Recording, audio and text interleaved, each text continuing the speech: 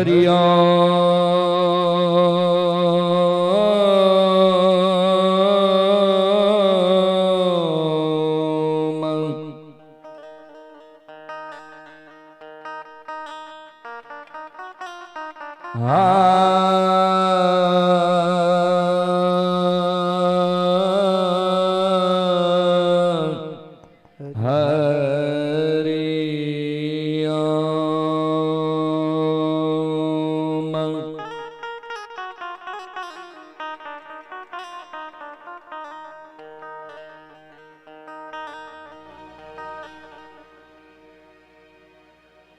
वक्रतुंड महा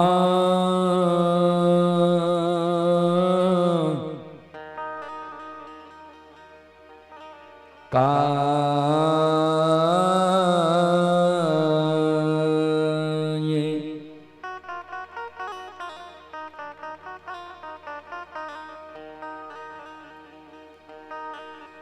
सूर्य कोटि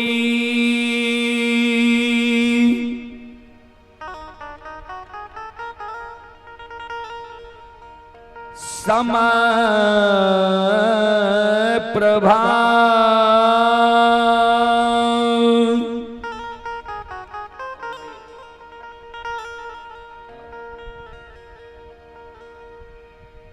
निर्विघ्नं कुरु मे देव। दो चार ईंट दे दीजिए उस पर, गिर जाएगा, उसको पकड़िए।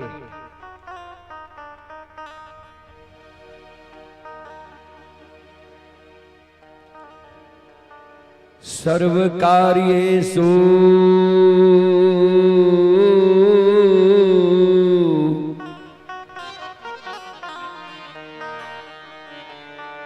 सर्वदा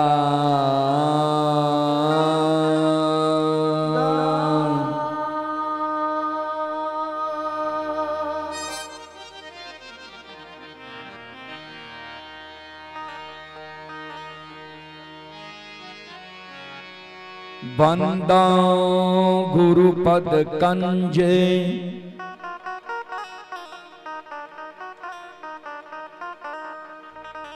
कृपा सिंधु नर रूप हरि।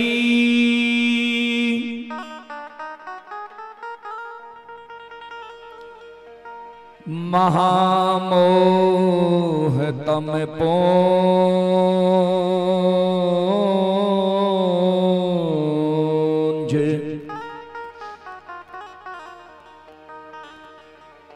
जासु बचन रवि कर निकार।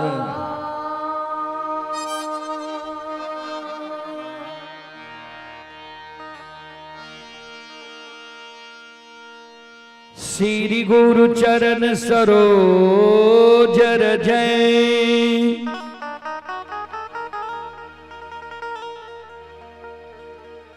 निज मन मुकुर सुधार।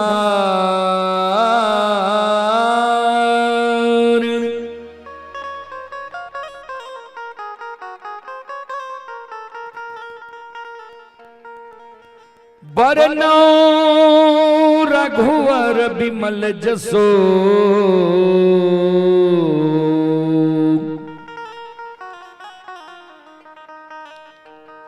जो दान फल चार।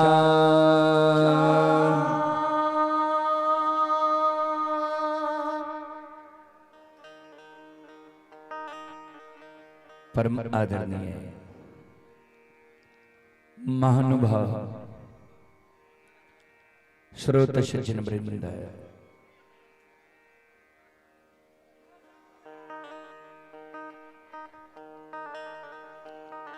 भक्ति स्थल पर उपस्थित भक्तजन, संतजन, गुरुजन, तमाम ग्रामवासी,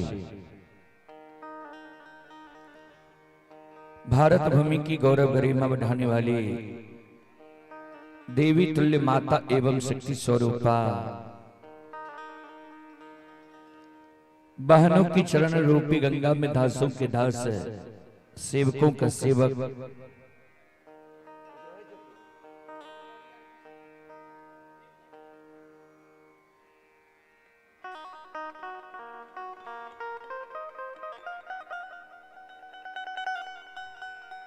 दासों के दास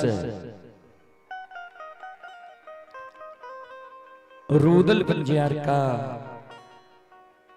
कोटि कोटि प्रणाम है। बहुत अपार हर्ष की बात है बाबूजी।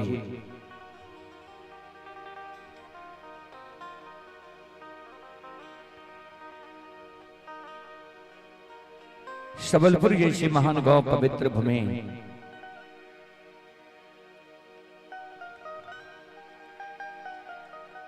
हमारे श्री कमलेश्वरी बाबू सभी भाई के पूजनीय माता जी के श्रद्धांजलि सभा में हम लोग सम्मिलित हुए हैं,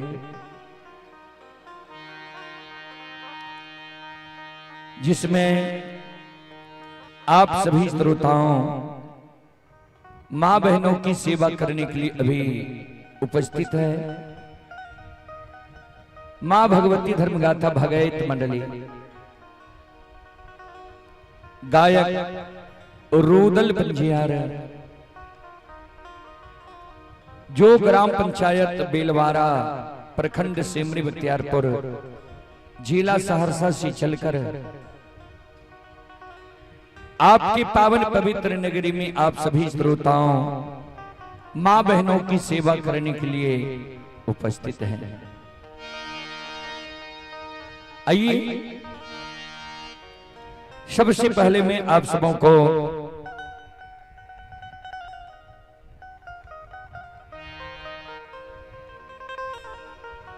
एक देवी गीत की ओर लेकर चलता हूं। उससे पहले मैं सभी श्रोताओं से आग्रह करता हूं, एक बार आप लोग दोनों हाथ उठाकर जयकारा लगावें और भगवान से कामना करें कि माता जी को अपने श्री चरणों में स्थान दे, जगह दे।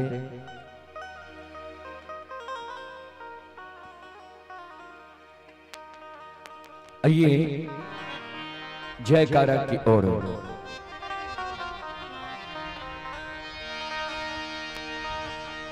बोलो बोलो माता भगवती महारानी की,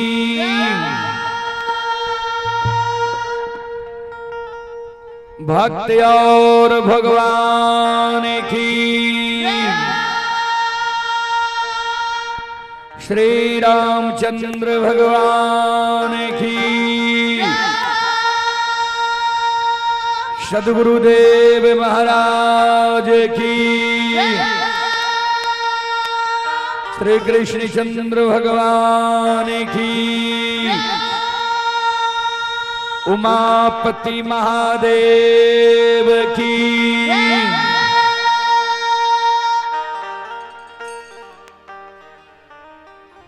आइए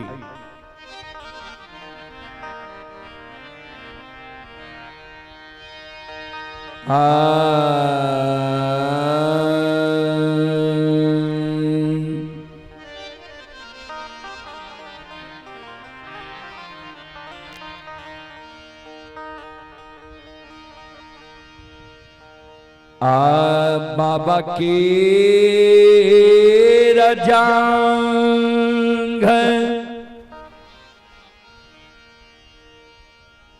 शादी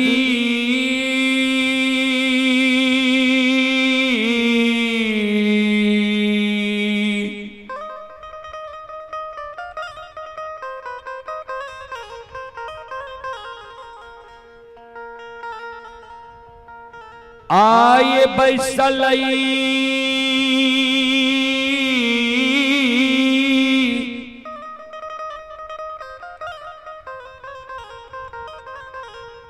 दिया धान से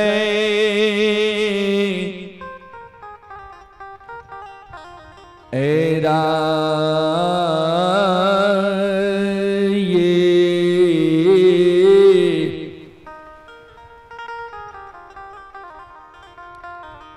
हासी हासीना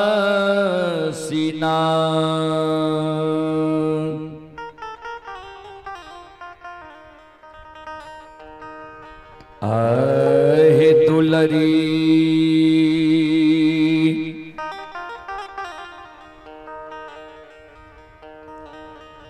बाबा से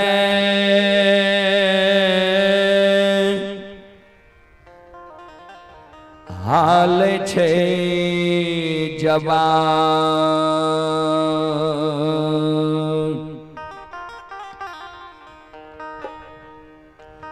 अबाये हसी हसीना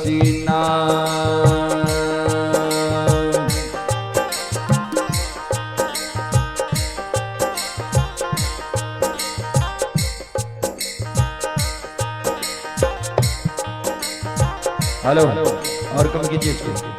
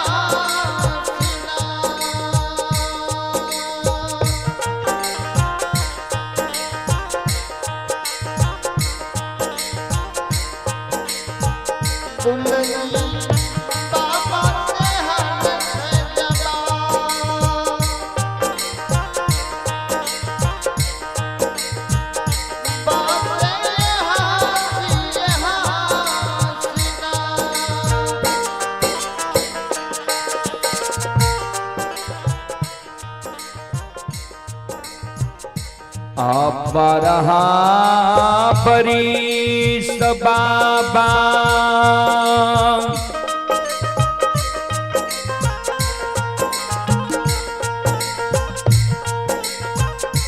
तोरे गोद में खिला लिया हो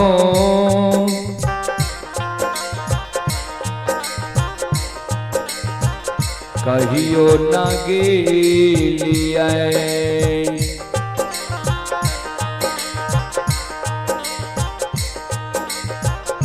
बाबा गंगाया सना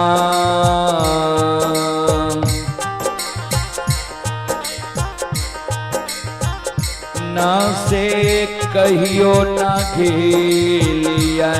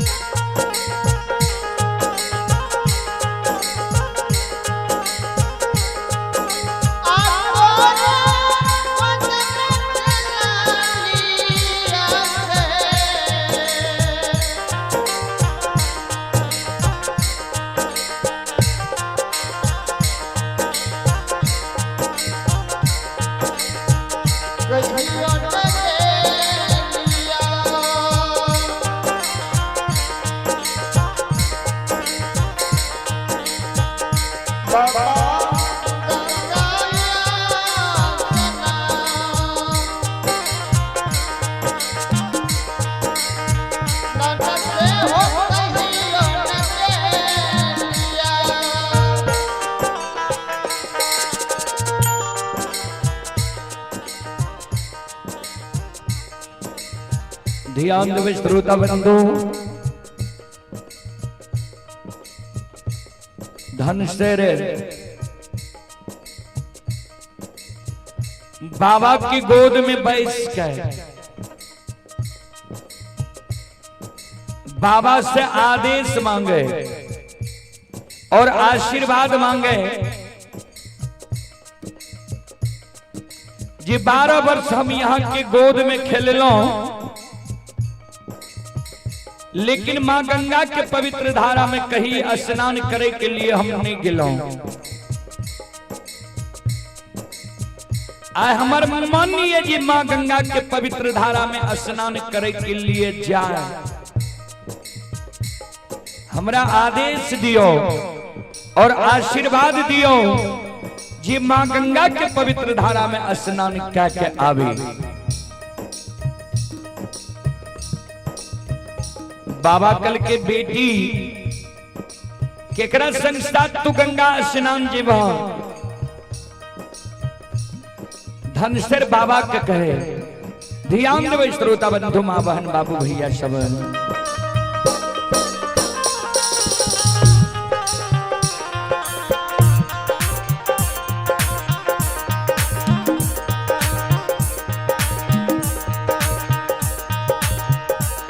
सखिया सहेली बाबा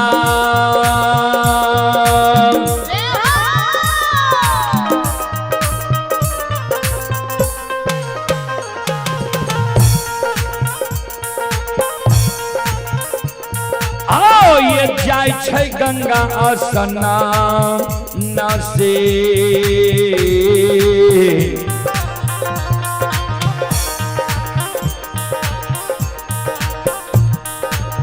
हमहू जइबै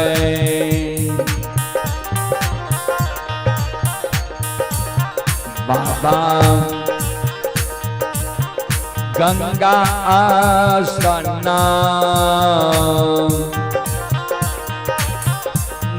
से हमहू जइबै।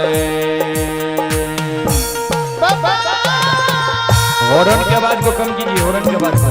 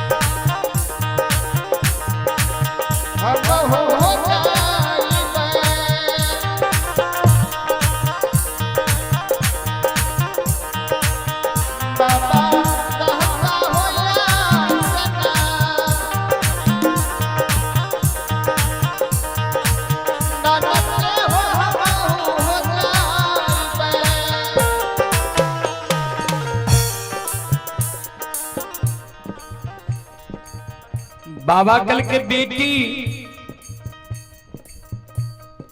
नहीं जा तो गंगा स्नान,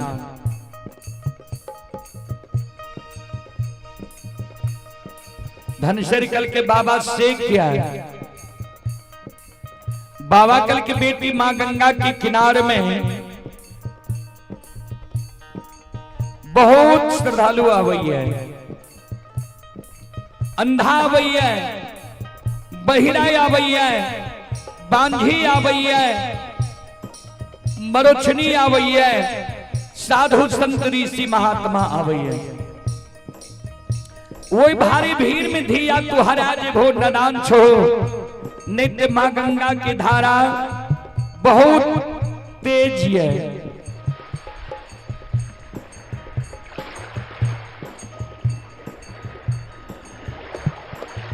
वही तेज धारा में बेटी तू डूब जे समय जे नहीं जा मां गंगा के पवित्र धारा में स्नान करे के लिए है।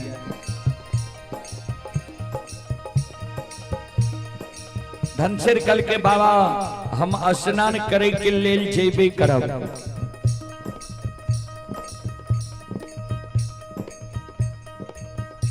धनसिर के शब्द सुन के बाबा कल के बेटी जो तोरा स्नान करे के इच्छा था,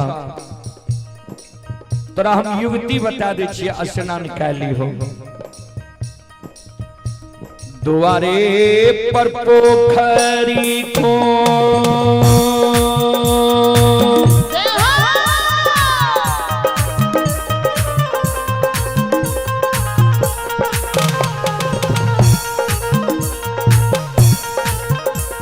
हे खुनई बधिया धान सैराये,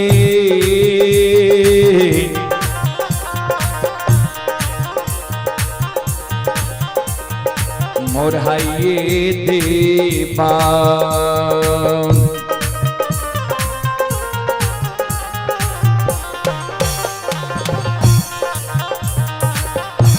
आहे दुलरी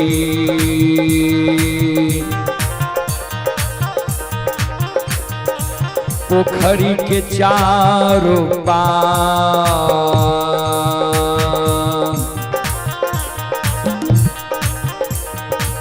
दासे मोरहाइये देवा।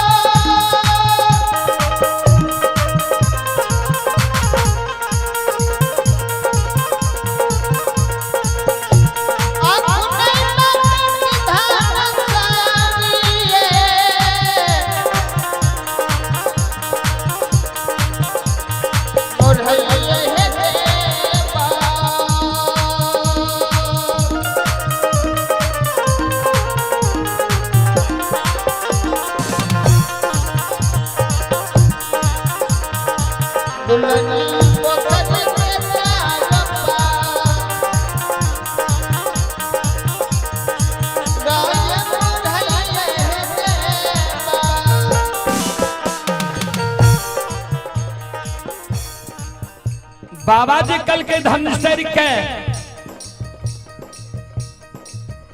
तोरा द्वार पर पोखरी खुना दबा, अब पोखरी के चारों बात मरहा दबा। बाबा के शब्द सुन के धनसिर के आंसू गिरे लगे।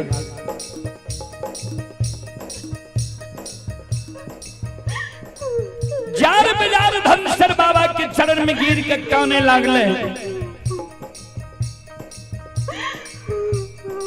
बाबा कल के बेटी तोरा आंख से आंसू किया गिरे लगा। धनसिर काने कैन के बाबा का कहे, बाबा अई पोखरी में स्नान करने से मनोकामना नहीं पूरा होई छे। बाबा कल के बेटी तोरा मन में कौन मनोकामना छ? धनसर कौने कैन कैन के बाबा के कहे बाबा इस समाज में जो हम सखी सहेली के घर आंगन जाय छिए, सखी सहेली के घर आंगन में सखी सहेली के गोद में सखी सहेली के भाई के जन्मल भतीजा भतीजी के खेले देखे छिए। सखी सहेली के गोद में सखी सहेली के भाई के जन्मल भतीजा भतीजी के हंसै की आवाज सुनै छिए।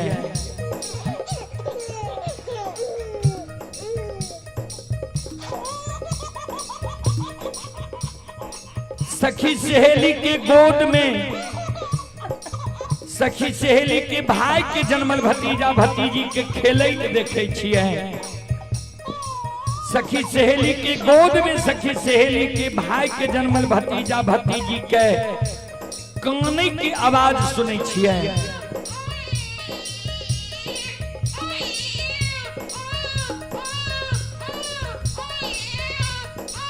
वो आवाज सुन के हमर हिया सालई है। हमरो तो मालिक भौजी है, किया ने भगवान अभी तक हमारा मालिक भौजी के कोई से एगो बेटा बेटी पुत्र पुत्री संतान दिलक है। हमरो भौजी के कोई से जब भगवान एगो बेटा बेटी पुत्र पुत्री संतान देती है, हमहू भाई के जन्मल भतीजा भतीजी के गोद में खेलता हमरो अभिलाषा पूर्ण होती है। ए बाबा, ए बाबूजी, ए पिताजी,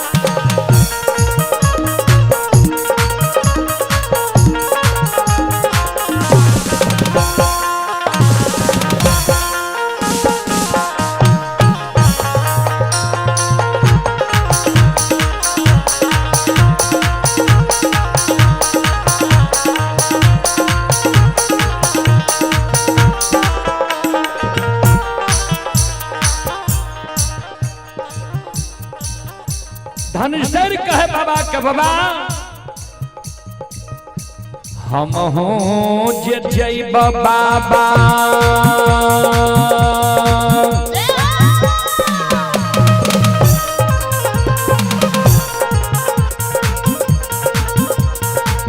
गंगाया स्नान से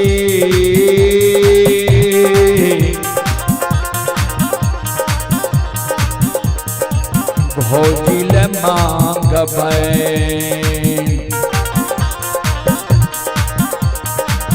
बाबा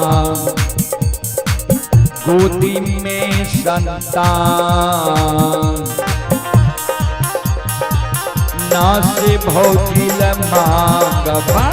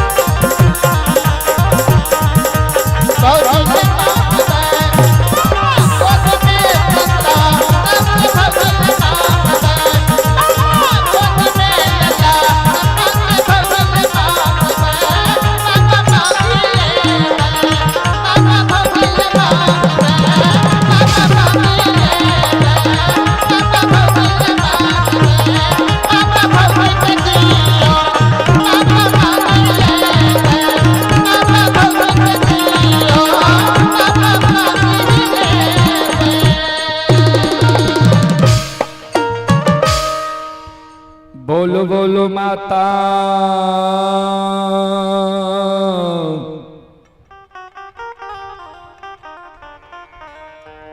भगवती महारानी की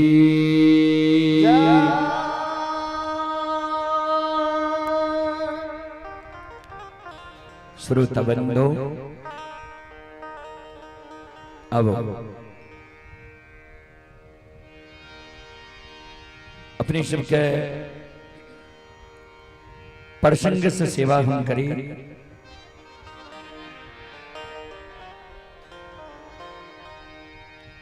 और प्रसंग में बहुत सुंदर प्रसंग अपने शिव सुनवे। लछन बाबा के अग्नि परीक्षा प्रसंग है जे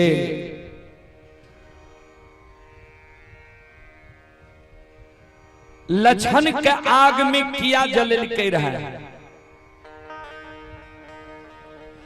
कारण की रहे कोना भाई के दुश्मन भाई बनी छे और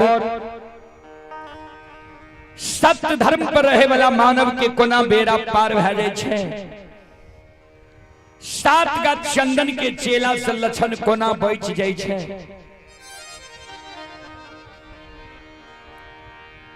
अपने सब शांति के दान रख बैसो।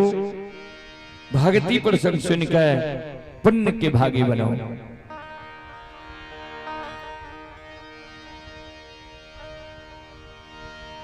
कारू बाबा चार भाई रहे, महीनाथ, कारू, साहबी, लछन।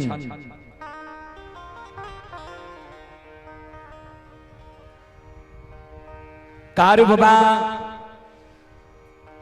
के बड़ भाई महीनाथ काशी में पढ़ के आचार्य कहने रहे। समाज के लोग पंडित की उपाधि देने रहे। यादव वंश में महीनाथ बाबा के लछन कारू बाबा गाय के गेवार और साहबी जे रहे कारू बाबा से छोट, बिना शादी सुदा के मरी गले, नावल्द भै गए।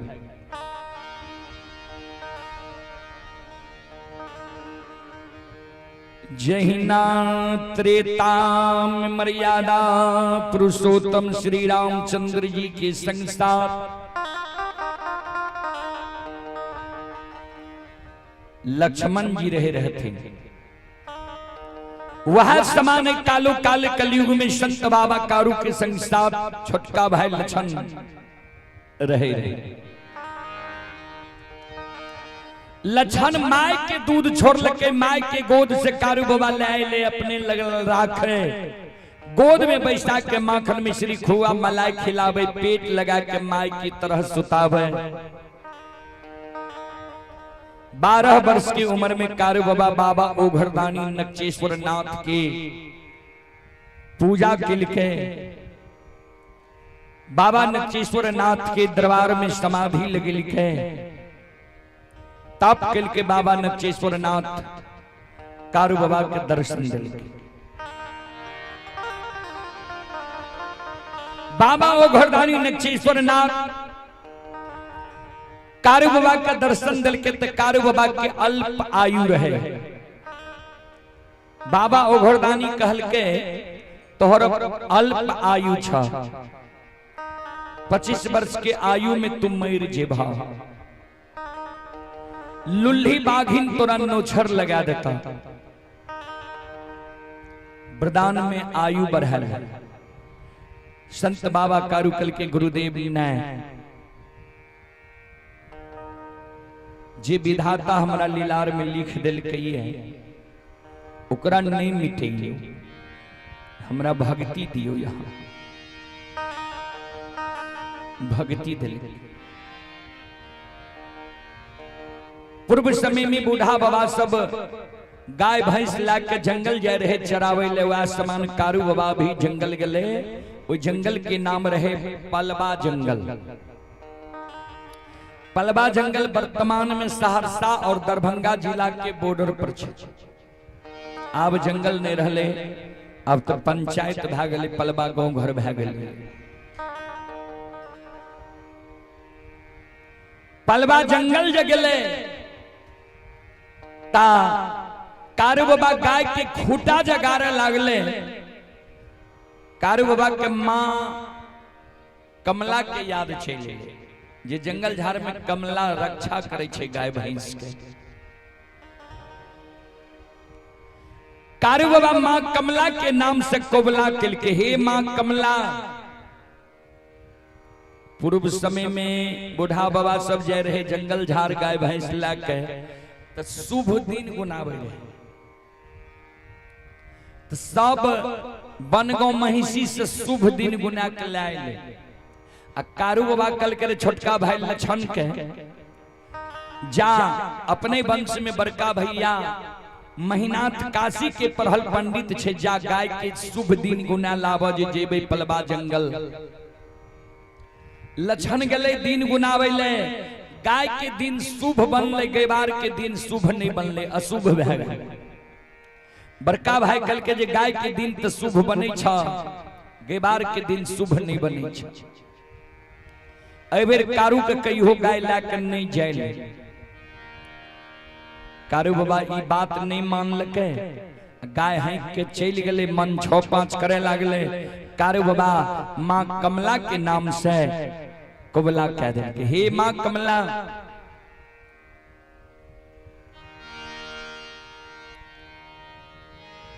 छो महीना जय जंगल में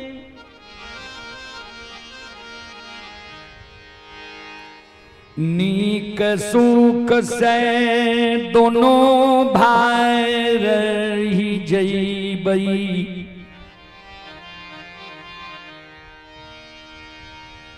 गाय बछरू दोनों भाई के जे 6 महीना तक कूस के कलेप नहीं लागते,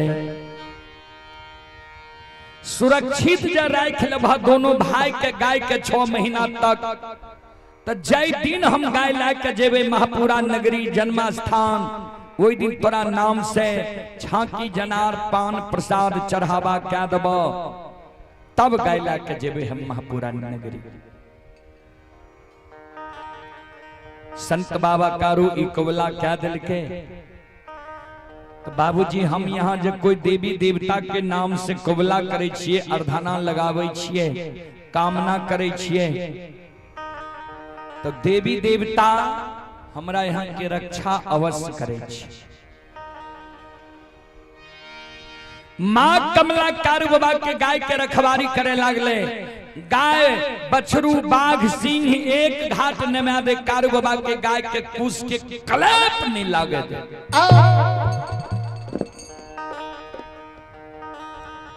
श्रोत बाबा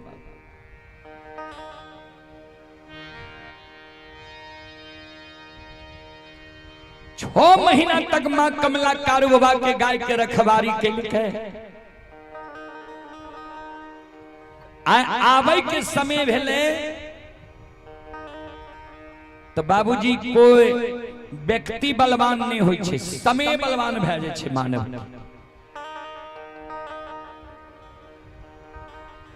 संत बाबा कारू गले बाबा कुशेश्वर नाथ के जल चढ़ावे ले, छोटका भाई लछन गाय हाँक दिल। माँ कमला के नाम से छाकी जनार पान प्रसाद नहीं दिल के। माँ कमला अधरी जंगल में बाघ बाघिन से कारू बाबा के घेर लेलके। कारू बाबा के हाथ में माँ गहील के देल लाठी रहे।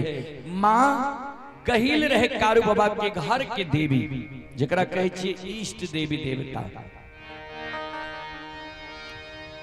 घर के देवी माँ गहिल कारू बाबा के लाठी देने रहे। जा तक तोरा हाथ में लाठी रहता ता तक तोहर बाल बाका नहीं था। माँ कमला घर के देवी माँ गहिल से सत्य करा लेलके, जे कारू के हाथ से लाठी ला ले। कारू बाबा के हाथ से लाठी माँ गहिल ला लेलके। लुल्ही बाघिन कारू बाबा के नोछर लगा दिलके। कारू बाबा के समाज के लोग बौर भाई महीनाथ दीना चचा सब लेल के महापुरा नगरी। कारू बाबा के ससुराल रहे दरभंगा जिला बहेरी प्रखंड। धर्म पत्नी के लावल गले। कारू बाबा के देख के सब कारू बाबा के सोग में सोगाल सबके कारू बाबा धीरज बनावे नहीं काना। इतने दीन के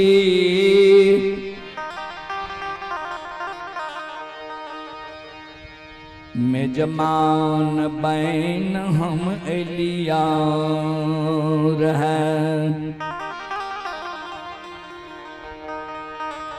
सबके धीरज बना दिल के। लेकिन छोटका भाई लछन महापुरा नगरी में सूतल छे। लछन के जांग पर कारू बाबा सूतल छे। लछन कारू बाबा के सूरत के निहारे। आठम दिन संत बाबा कारू के अंतिम दिन चले लिये जे पंच भौतिक शरीर से जीवात्मा निकल जेते। कभी कारू बाबा के श्वास बंद भै जाए, कभी चले लागे, कभी आंख बंद भै जाए, कभी आंख खुल जाए।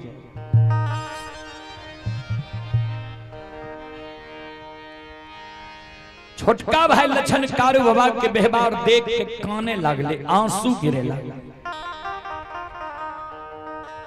संत बाबा कारू ध्यान देवे श्रोता बंधु,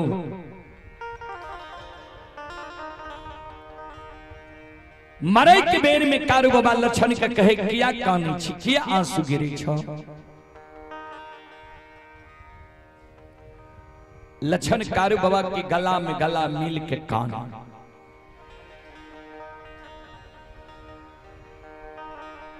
हे हो माय के कोई से जन्म ले लिए,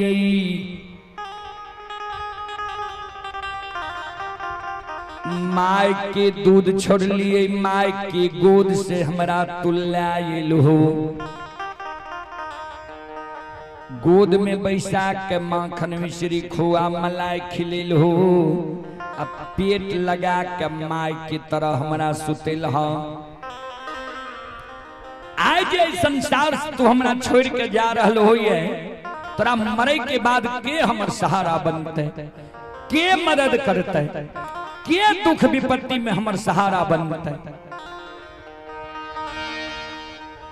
मरे के बेर में संत बाबा कारू लछन के एगो हाथ पकड़ लेल के छोटका भाई के, आ एक हाथ से आंसू के पूछे।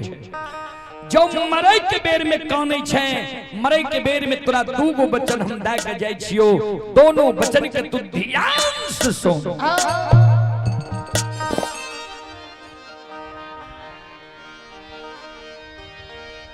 हम जब मर जइबई, हमरा मृत शरीर के तू लाल पियर के फरकी डोली पर सरहा घाट पर लाके जइहे।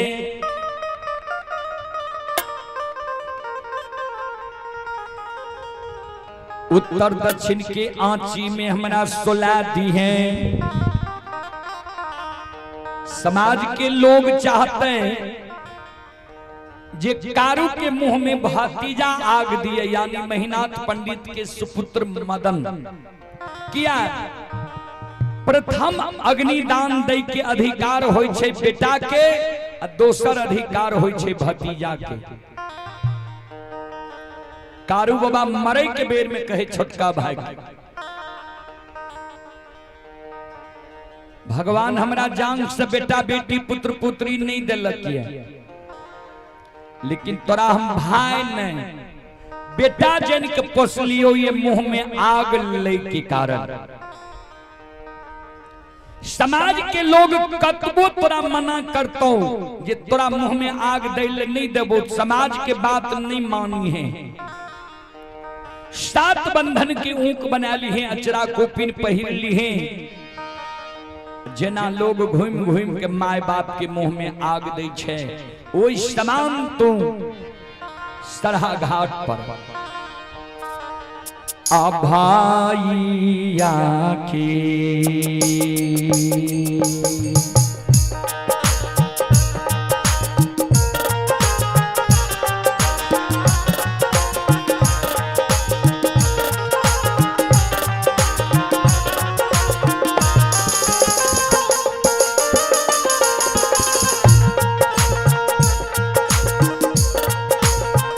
लछन दुलरुआ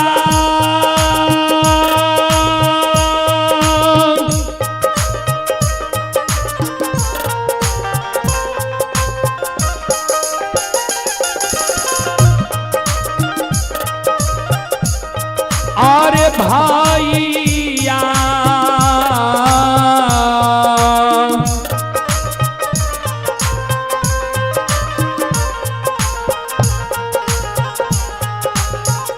या के मुँह में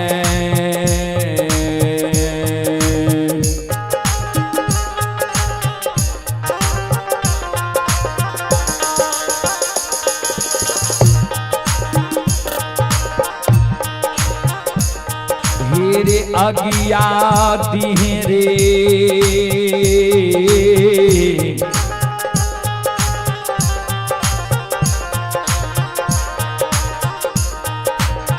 लछन बबुआ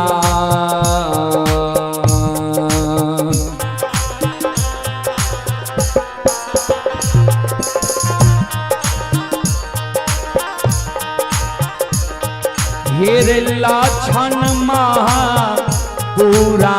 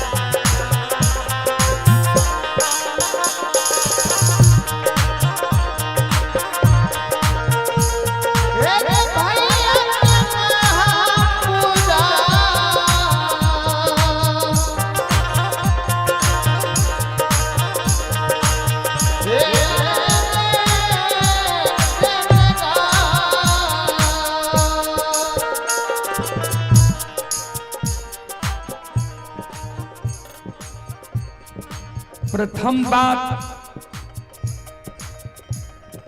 भाई के मुंह में आग दिए। दोसर,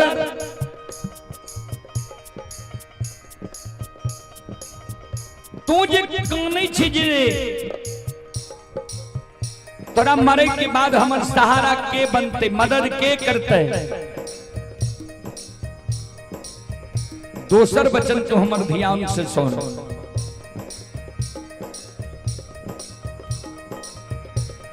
जहिना जिंदा में तू हमरा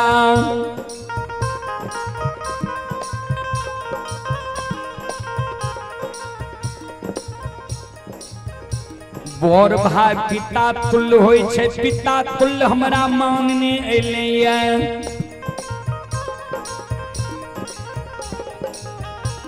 हमहू तोरा छोट भाई अनुज भाई पुत्र के समान होय छै, पुत्र के समान तोरा मानने एलियो है।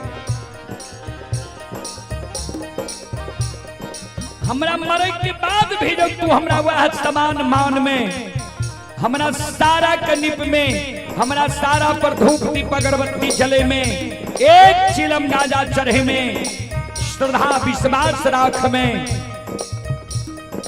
हमरा सारा पर जो तू दूध के ढार देबी,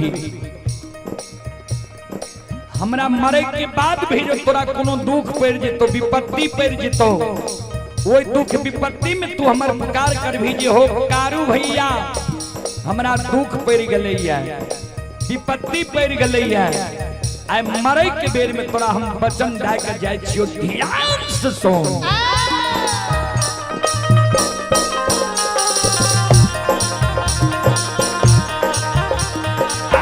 अरे मरलो में सहोदा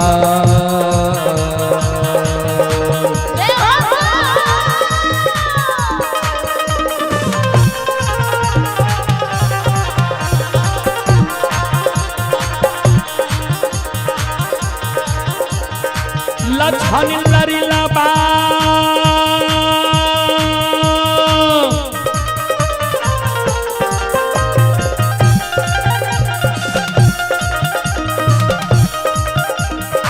अरे मारलो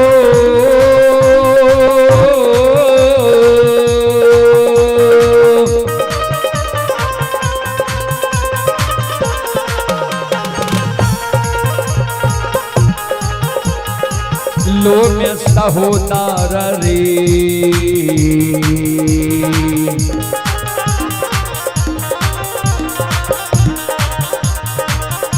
हीरे भैया बन के लछन बबुआ,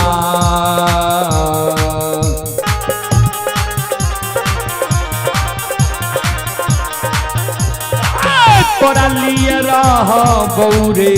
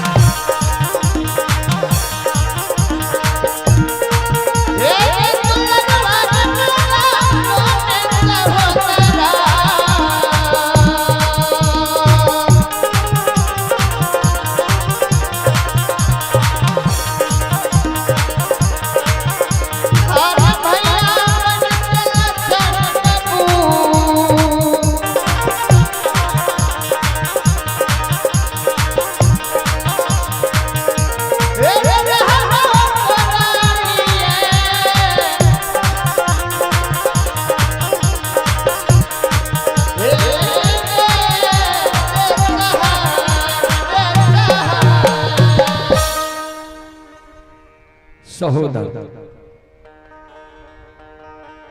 मरलो में हम तोरा लिए सहोदर भाई बन के खड़ा है बोलने का,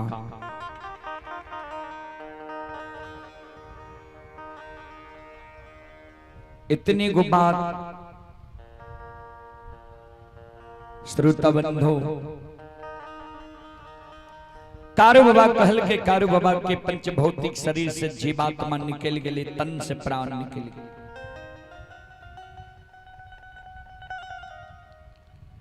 समाज के लोग कारू बाबा के सराघाट पर ला गए,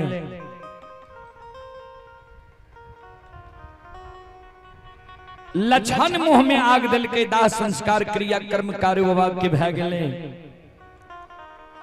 4 दिन कारू बाबा के मरल भेले, चौथे दिन से छोटका भाई लछन कारू बाबा के सारा करनी पे धूप दीप अगरबत्ती जलावे, फूल चढ़ावे, दूध की ढार दे।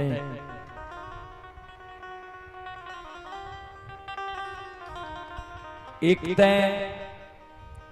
यादव वंश में कारू बाबा से बोर भाई महीनाथ काशी में पैर के ज्योतिष पंडित विद्वान बन ले रहे। बनगांव महिषी के ब्राह्मण बाबा महीनाथ बाबा का हंस दुष्ट के मारे। बाबूजी 3 पंचायत बनगांव छे ब्राह्मण के ठाट, 2 पंचायत महिषी, महिषी उत्तरी महिषी दक्षिणी। महिषी दक्षिणी पंचायत में ही महापुरा नगरी छे कार्य बाबा के जन्म स्थान। 5 पंचायत ब्राह्मण के ठाट। महीनाथ बाबा जी विद्वान के सभा में बैसे थे, लोग हंस दिस के मारे। यादव वंश में कहीं पंडित भेलाए, वहां वंश में लक्षण भूत के पूजा करे लगले, सारा के पूजा करे लगले, मिट्टी के पूजा करे लगले।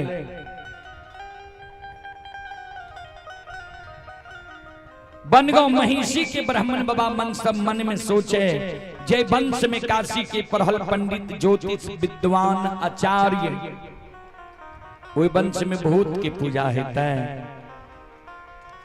जय दिन महीनाथ पंडित गौर पर चढ़ते, वही दिन ने पूछबे। आय महीनाथ बाबा गौर पर चढ़ गए। बाबूजी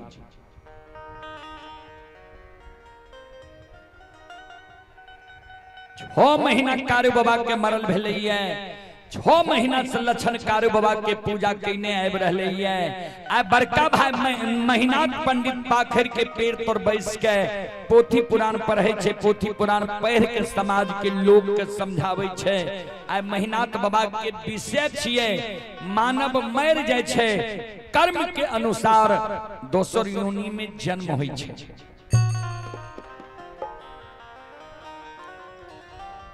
महीनाथ बाबा जी सभा में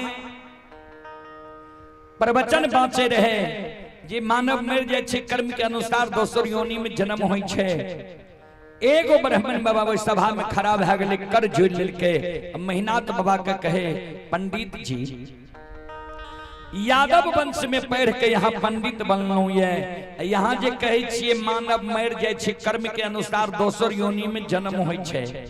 सुनइए वाला के लिए कि कहियो वाला के लिए, यानी श्रोता के लिए ही कि वक्ता के लिए भी? महीनाथ बाबा कलखिन सबके लिए। क्या तो कभी स्पष्ट रूप से लिख दिलखिन, ये ध्यान से सुनबे।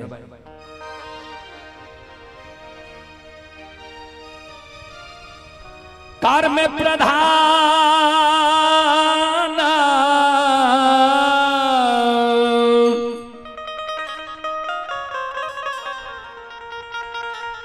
ईश्वर चिराखा,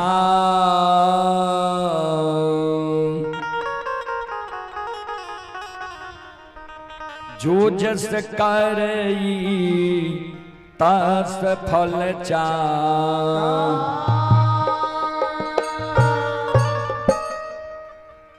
कर्म प्रधान विश्व चिराखा, जो जस करई तस फल चाखा। ब्राह्मण बाबा कहलिए तो ठीके, लेकिन यहाँ के घर में की भा रही है यहाँ के मालूम ये। ऐसे 6 महीना पहले यहाँ के भाई मर गेल। अछैत भतीजा भाई से आग दिले लिए। 4 दिन कारू के मरल भेल। 4थे दिन से यहाँ के छोटका भाई लक्षण कारू के सारा के नीपैये, धूप दीप अगरबत्ती जलावैये, फूल चढ़ावैये, दूध के ढार दैये। जय वंश में काशी के पढ़ल पंडित ज्योतिष विद्वान आचार्य, वही वंश में भूत की पूजा होता है।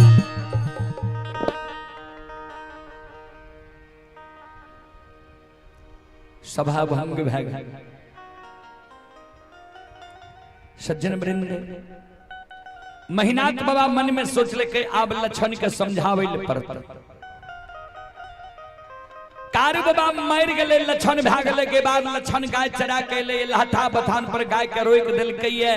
महीनाथ बाबा अपने से लहठा बथान पर पहुंच गए है। लहठा पर बथान पर जाके लक्षण के इशारा से बोला लेलके, बगल में बैसा लेलके। छोटका भाई लक्षण के समझावे। महीनाथ बाबा बड़का भाई लक्षण सुनै छियै तू कारू के पूजा करे छो, नाम जपै छो, हे हो कारू मर गए कर्म के अनुसार कारू के दोसर योनि में जन्म भ गेल हेते। तू जे कारू के पूजा करे छो नाम ले छो अच्छा नहीं होई छा। मान लिये कारू तोरा बहुत माने रहा लार प्यार दे रहा प्रेम दे रहा लेकिन कारू जिंदा नीन छे। जय वंश में हम काशी के पढ़ल पंडित ज्योतिष विद्वान आचार्य छिया वही वंश में तोरा हम भूत के पूजा नहीं करे ले देबो। से लक्षण हे हो कारू आई के हो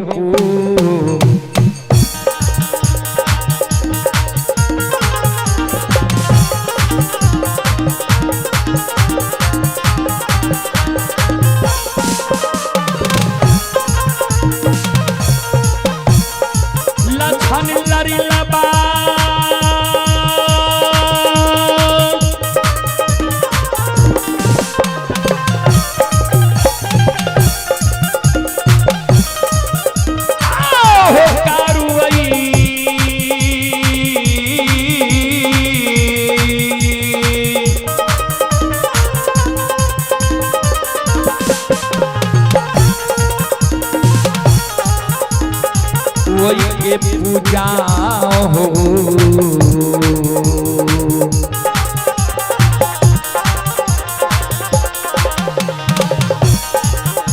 ये हो छोरिए दे हो लछन बबुआ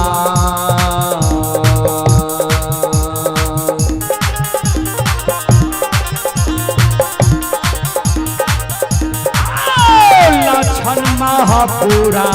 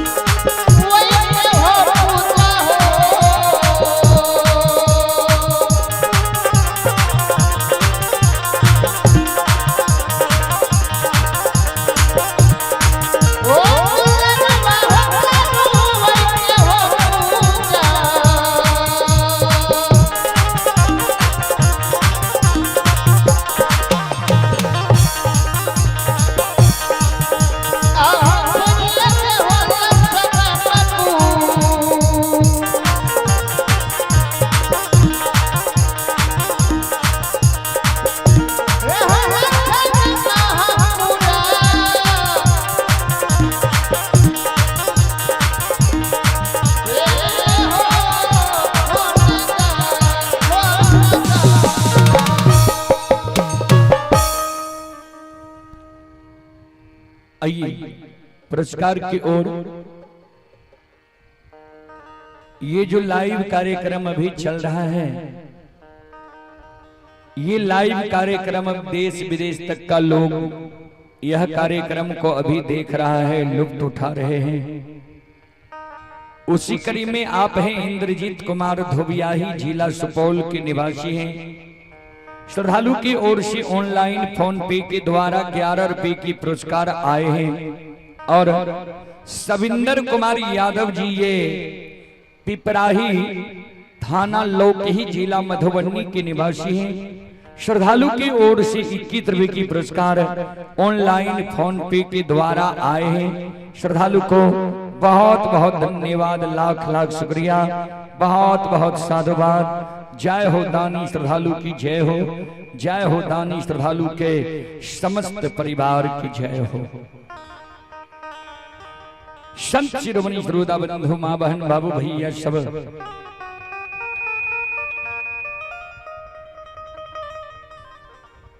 ध्यान दो।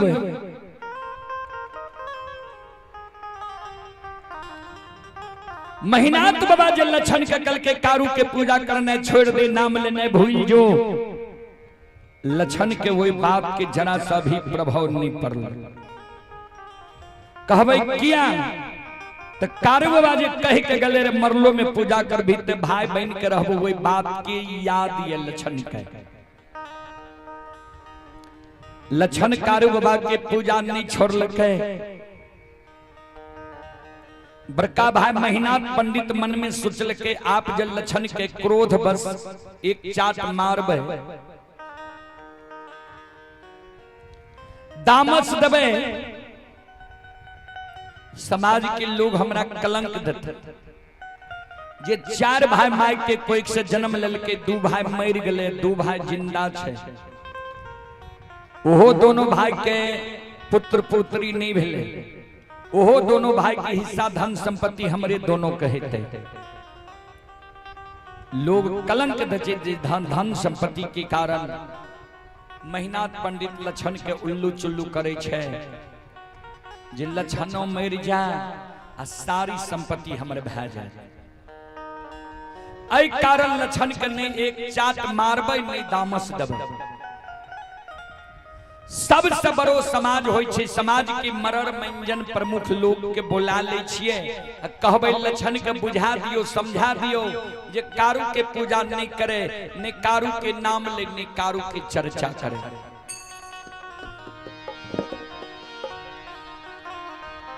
आय महीनाथ बाबा महापुरा नगरी के मरर मंजन प्रमुख लोग के बुला के सभा लगा दिल मरर मंजन प्रमुख लोग महीनाथ बाबा के पूछे पंडित जी कौन कारण सभा लगे लिए वो सभा में महीनाथ बाबा कर जोड़ के खड़ा भे गए हो समाज बाबा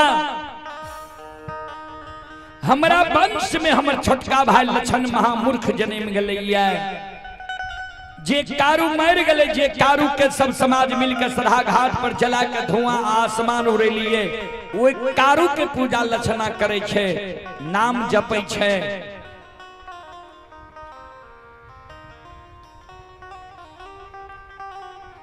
लक्षणा का अपने सब बुझा दियो समझा दियो जे कारु के पूजा नहीं करे ने कारु के नाम ले ने कारु की चर्चा करे।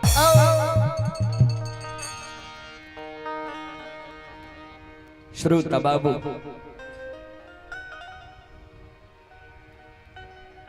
समाज के मरर मंजन प्रमुख लोग लक्षण के बोला के बीच सभा में बैसा के लक्षण के समझावे लक्षण हो सुने छे तू कारु के पूजा करे छो नाम जपे छो जहां बैसे छो कारुए के चर्चा करे छो तोरे वंश में ने तोहर बौर भाई काशी में पैर के पंडित बनलो ये भाई की मर्यादा के भंग नहीं करो कारु के पूजा करना छोड़ दे नाम लेने भूल जा। समाज के लोग जे लक्षण के समझावे रहे उन्हें से महीनाथ बाबा दबाव दे समाज बाबा ठीक से दुश्मन के समझा दियो हम समझे लिए हमारे बात की दुश्मन नहीं मान लगे तब समाज के बोले लो ये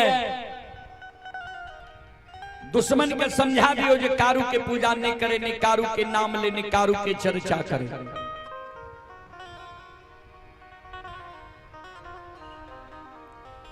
समाज के शब्द सुन के महीनाथ बाबा के व्यवहार देख के आए संत बाबा कारु के 6 महीना मरल भेले आए संत बाबा कारु माया का विस्तार कर लक्षण जो वो सभा में बैसल रहे कारु बाबा लक्षण के अंग में समा गए लक्षण के द्वारा सभा में खड़ा भे गए हाथ से ताली बजावे लागले शिवरानी के दोहाई दिए लागले हारा हारा महादेव।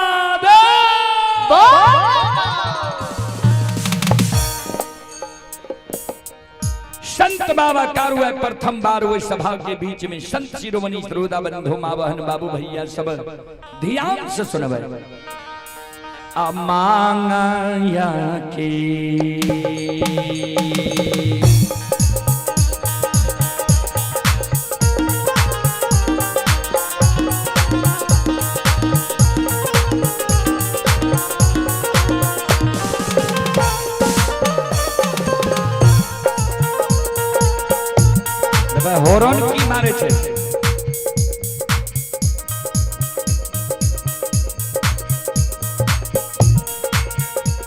सुनबैया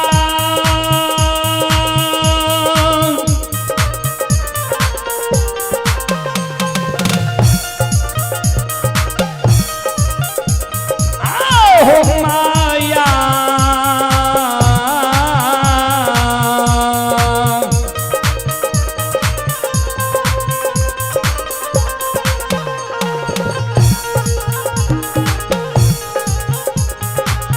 या के लीला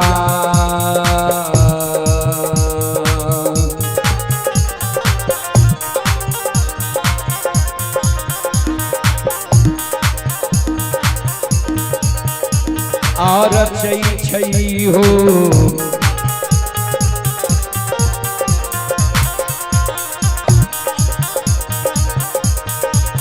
तारो बाबा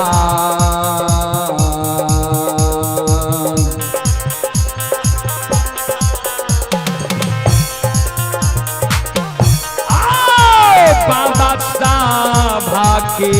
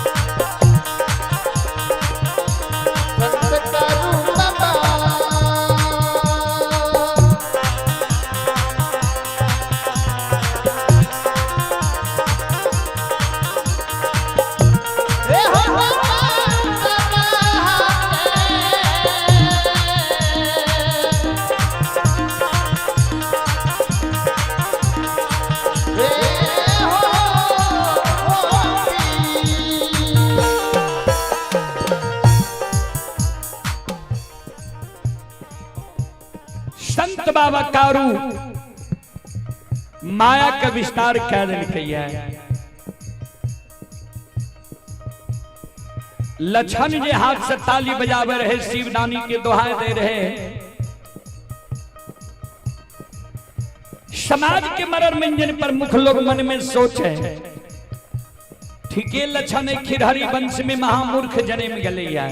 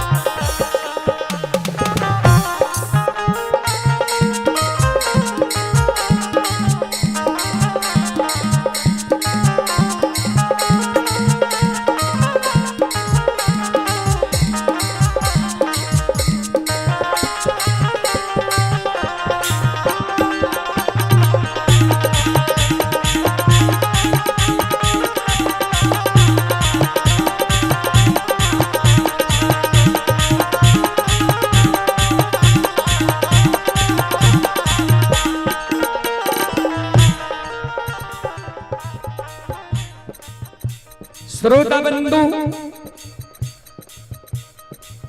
समाज के लोग कहे थे के लक्षणा खिरहरी वंश में महामूर्ख जन्म गलैया। समाज के शब्द सुन के लक्षण के व्यवहार देख के आए। बड़का भा महीनाथ पंडित के क्रोध बर्दाश्त नहीं गलैया।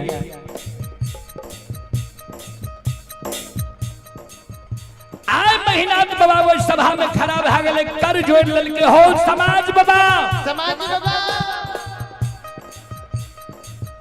आप अपनी सब हमारे गलती नहीं बनेबे, हमारा कलंक नहीं देवे। हम दुश्मन के समझलिए, हमारे बात नहीं मान लके, तब समाज के बोले लो दुश्मन के समझावे के लेल समाज के आज्ञा के भी दुश्मन भंग क्या दिलके। 10 के आज्ञा के जब भंग क्या दिलके तो 10 के द्रोही भाग गए। 10 द्रोही बचे ना कोई, जो बचे सो बाबर हो। समाज बाबा 10 के आज्ञा के जे दुश्मन भंग के आब हमर भाई ने हमार दुश्मन।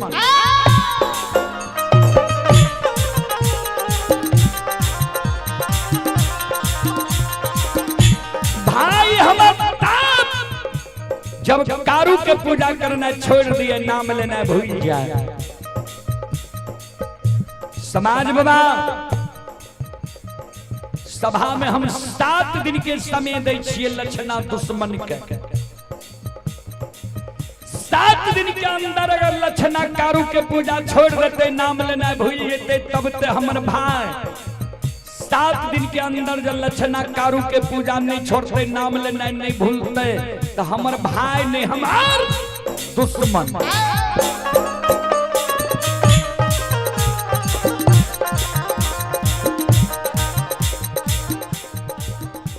जो हमर दुश्मन बन जेते, हम दुश्मन के लिए 8 दिन जल्लाद बन के खड़ा हेबे। समाज बाबा 7 गो गाछ चंदन छे कारू के हाथ के लगाल पोखर के महार पर। 7 गाछ चंदन के कटवा देवे, चेला चिरवा देवे, अघनुआ लार के ढेरी के तरह चंदन के चेला के ढेर सरहा घाट पर करवा देवे। 7 का चंदन के चेला पर दुश्मन लक्षणा के बैसा देवे। हम अपना हाथ से वो चेला में आग लगा देवे। कारू मर गए तब कारू के आग में जले लिया है। दुश्मन जो कारू के पूजा नहीं छोड़ते, नाम लेना नहीं भूलते हो। समाज बाबा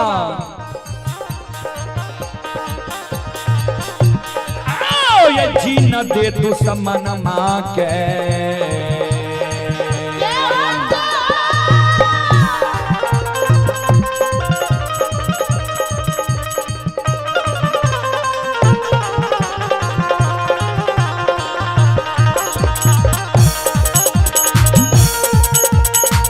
यो सुन भैया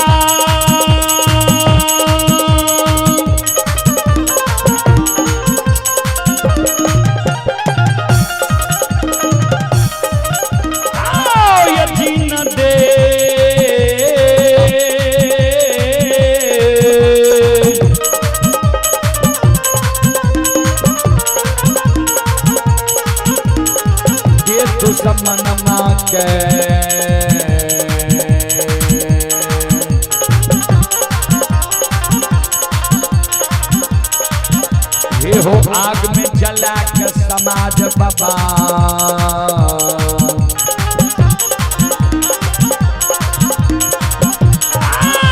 देवै का गाना हो।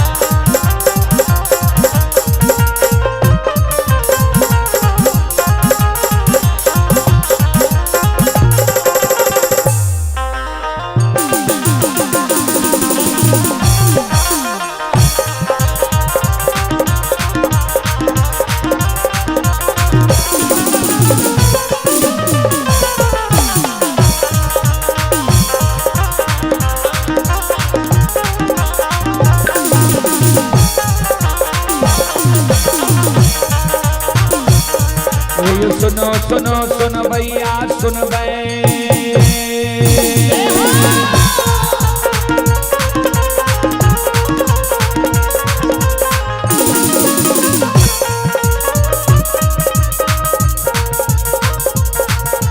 सुनो सुनो सुन भैया सुन यो गवैया बज भैया सुन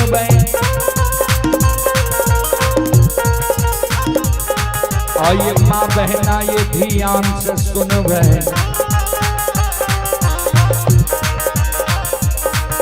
ये धर्म की बात प्रेम से सुन ए मालिक की लीला का सुन बरबर लीला गोसाए रचल के माया लगल के रास रचल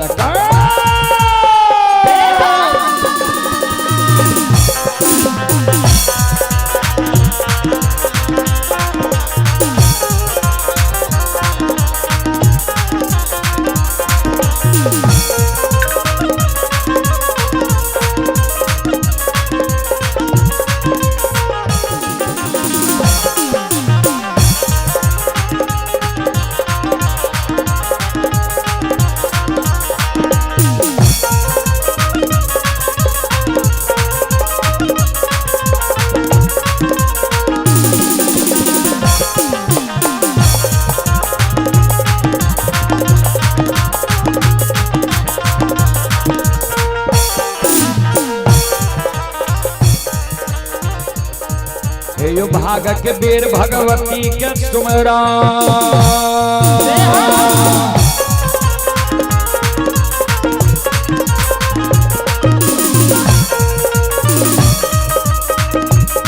हे यो भाग के बेर भगवती के सुमरो सदा भवानी जगदम्बा के सुमरो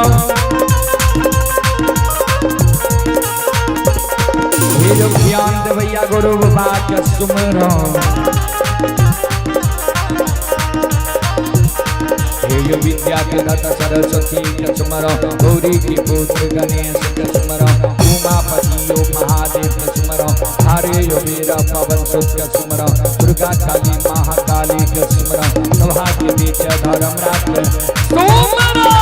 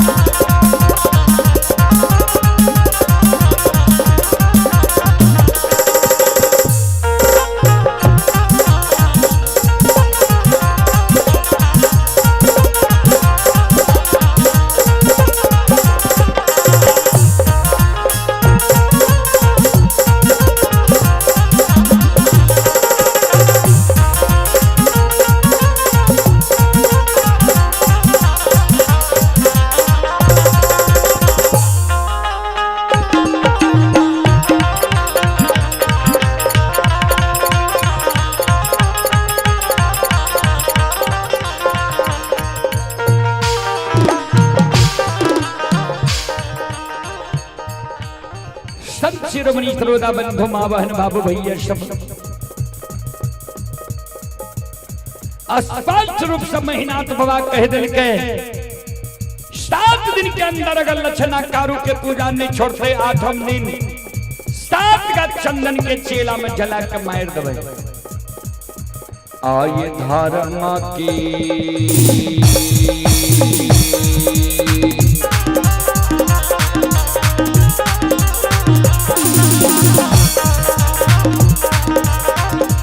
यो बाबा धर्म के लीला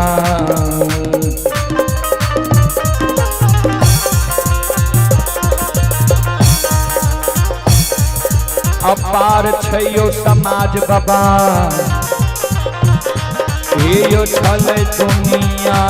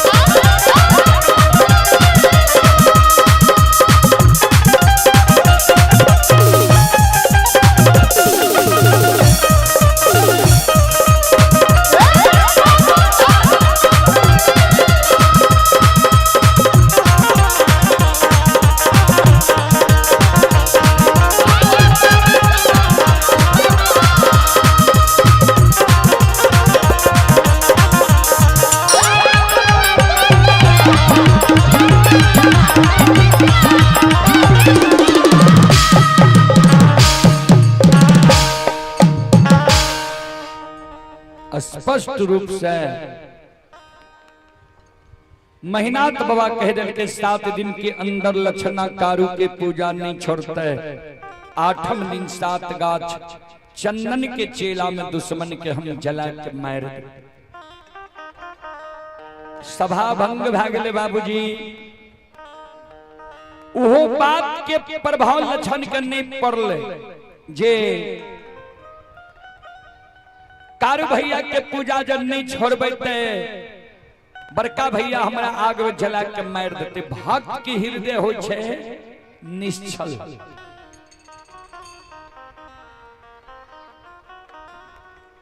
लक्षण कारू बाबा के पूजा करते रहे। 8वें दिन महीनाथ बाबा मन में सोचे लक्षणा कारू के पूजा छोड़लके कि नहीं छोड़लके, एक बार देखल जाए।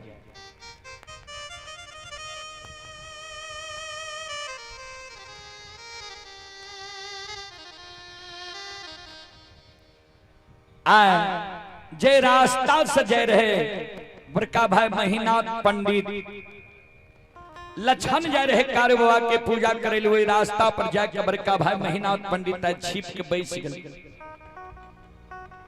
लक्षणा जेबो करे छे कारू के पूजा करे ले।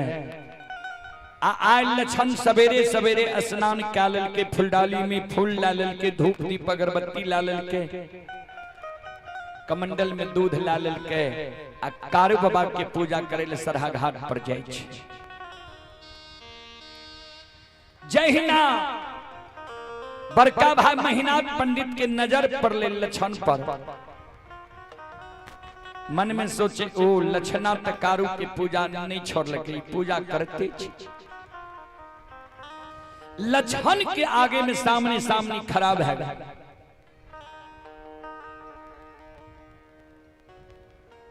लक्षण के पैर चलना रुक गए, सिर नीचा कहकर लक्षण खराब है। बड़का भाई महीनाथ पंडित लक्षण के कहे रे लक्षण, फूलडाली में फूल धूप दीप अगरबत्ती एक कमंडल में दूध ला के कते जा रहे हैं, जल्दी बोल।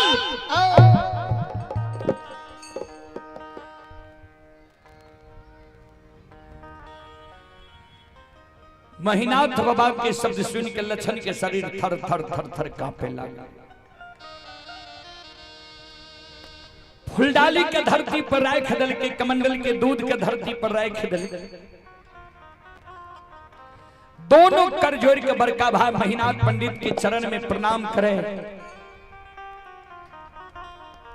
हे हो बड़का भैया,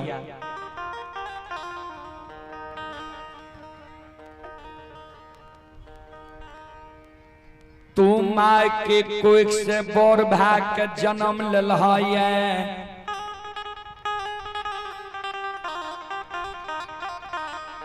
हम माय के कोई से छोट भाग के जन्म ले लिया।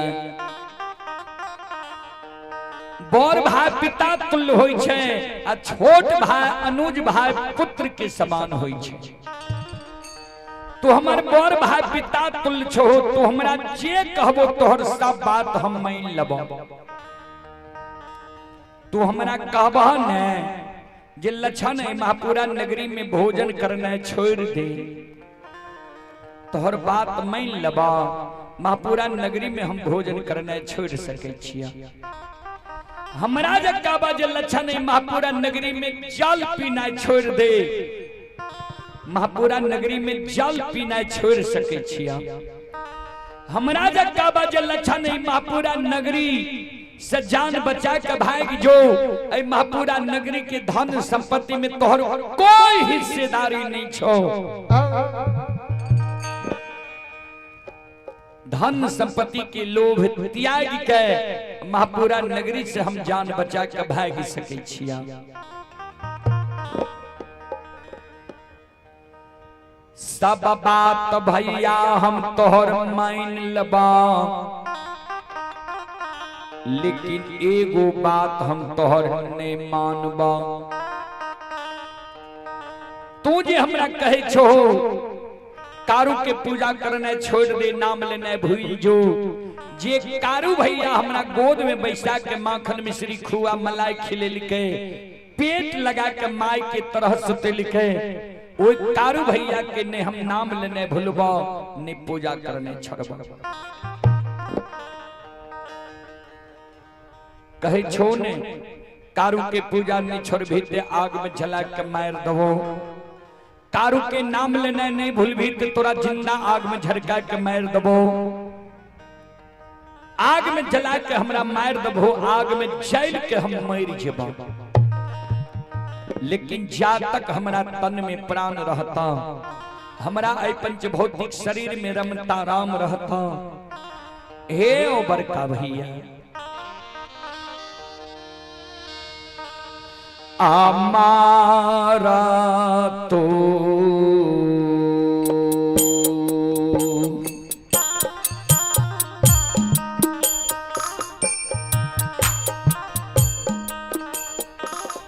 बड़का भैया मारा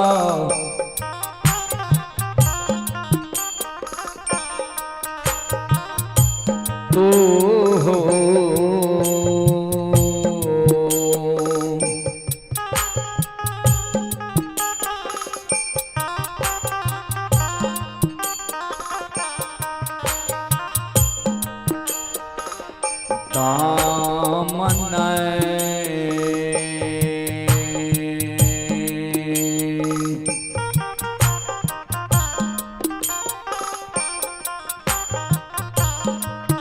हे हो छोरबा हो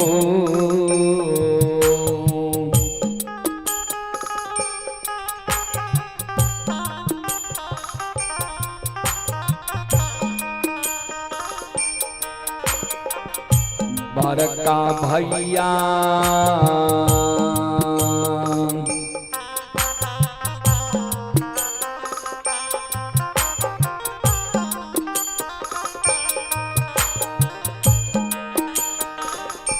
नहीं छोड़ब कारू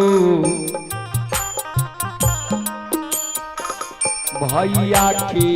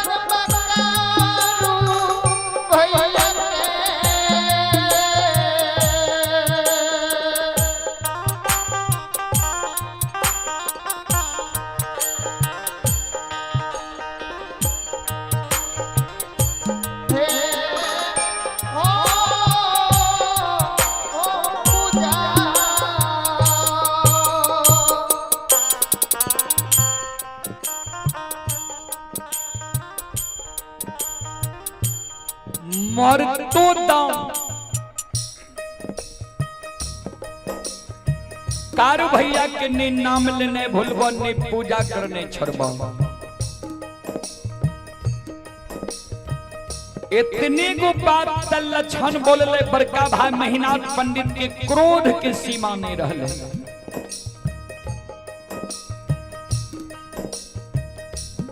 महीनाथ बाबा लपेट के लक्षण के कालर के पकड़ लेलके ऊपर ले जाय छे धरती पर छोड़ दै छे।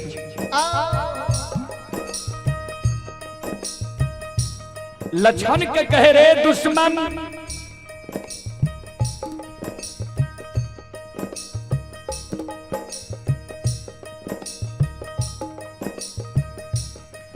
इस समाज में कोई समाज के हिम्मत नहीं होई छे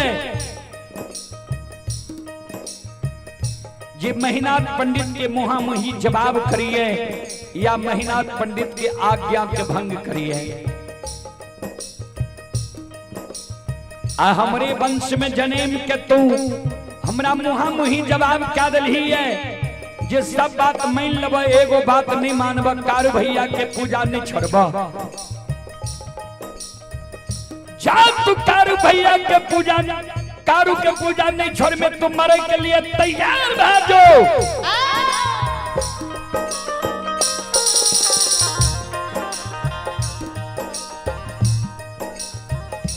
काल 12 बजे दिन में तुरंत 7 गांठ चंदन के चेला में जला के मार दबो।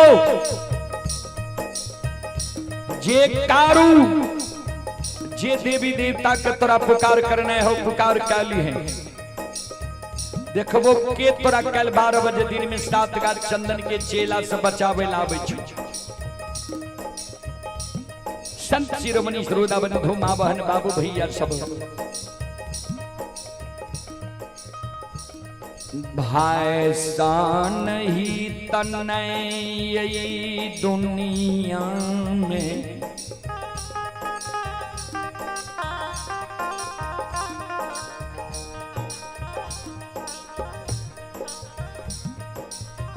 भाई सान दुश्मन नहीं हुई।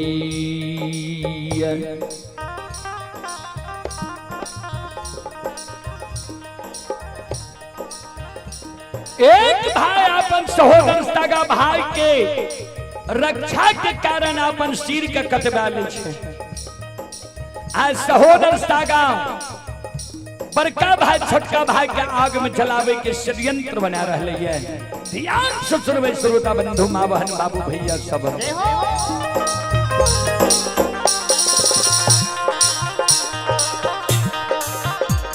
आओ ये भैया के दोस्त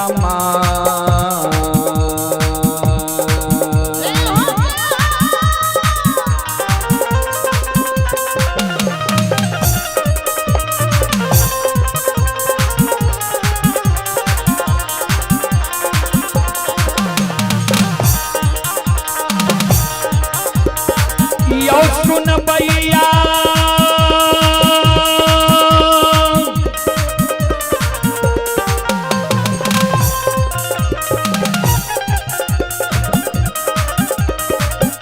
आओ ये भैया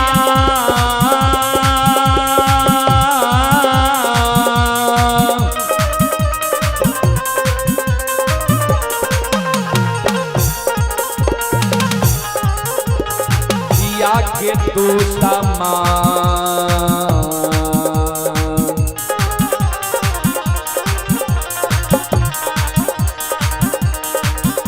ये यो भैया बनल समाज बाबा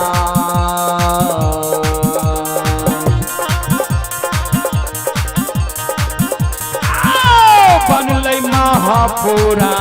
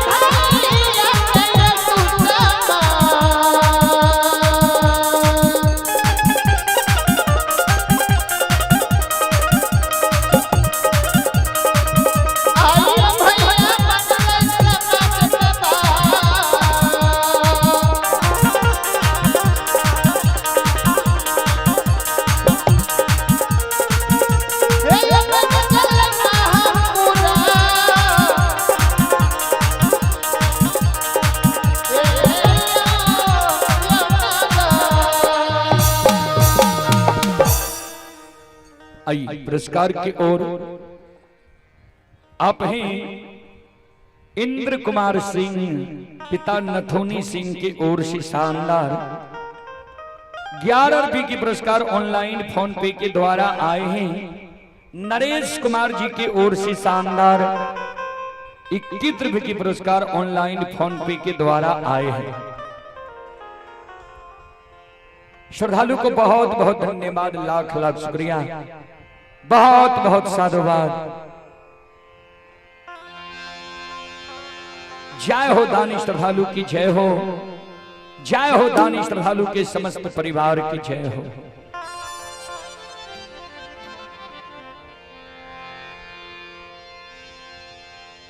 क्रोध के मारे महीनाथ बाबा फूलडाली के फूल के धरती पर गिरा दे छे, कमंडल के दूध के धरती पर पलटा दे। कही दल के जे कल 12 बजे दिन में तोरा 7 गाछ चंदन के चेला में जला के मार दबो।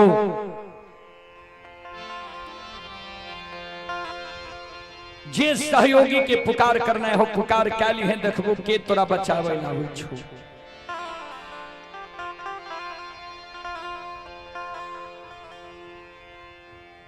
क्रोध के मारे महीनाथ बाबा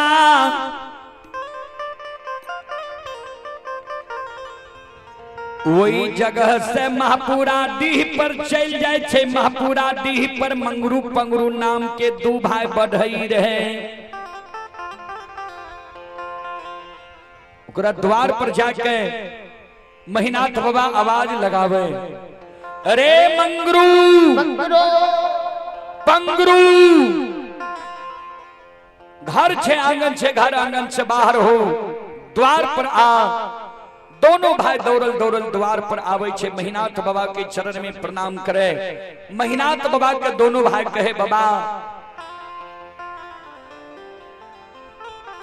कोनो जाति आवश्यक जरूरी रहे, यहाँ अपना द्वार पर हमरा बोलवे आलती है, यहाँ अपने से हमरा द्वार पर किया एलिए बाबा? कौन एहन अति आवश्यक जरूरी छे जे यहाँ का अपने से हमरा द्वार पर आवे पड़ल? महीनाथ बाबा कल के हाँ अति आवश्यक जरूरी है हमरा। 7 गो गाछ जे पोखर के महार पर चंदन के छे, वही चंदन के काट के चेला चीर के कल 12 बजे दिन तक में सरहा घाट पर अघनुआ लार के ढेरी के तरह ढेर लगा। मंगरू पंगरू दोनों भाई चौंक गले, बाबा चंदन के तू पांगल नहीं दे रहो, कहे रहो जे कारू भाई हमर मर गले, कारू के हाथ के लगल चंदन निशानी रह गई। आय कौन जरूरी छे जे चंदन के चेला चिरबे? बहा ककरे शादी विवाह छिए, मुंडन उपनयन छिए, या भोज भंडारा छिए जे चंदन के चेला चिरबे? बहा महीनाथ बाबा कल के नहीं शादी विवाह छिए, नहीं मुंडन उपनयन छिए, नहीं भोज भंडारा छिए।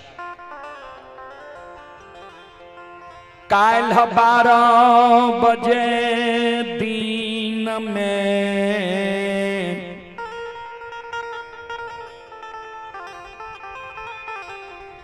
लछना दुश्मन के आग में जला के मारबई।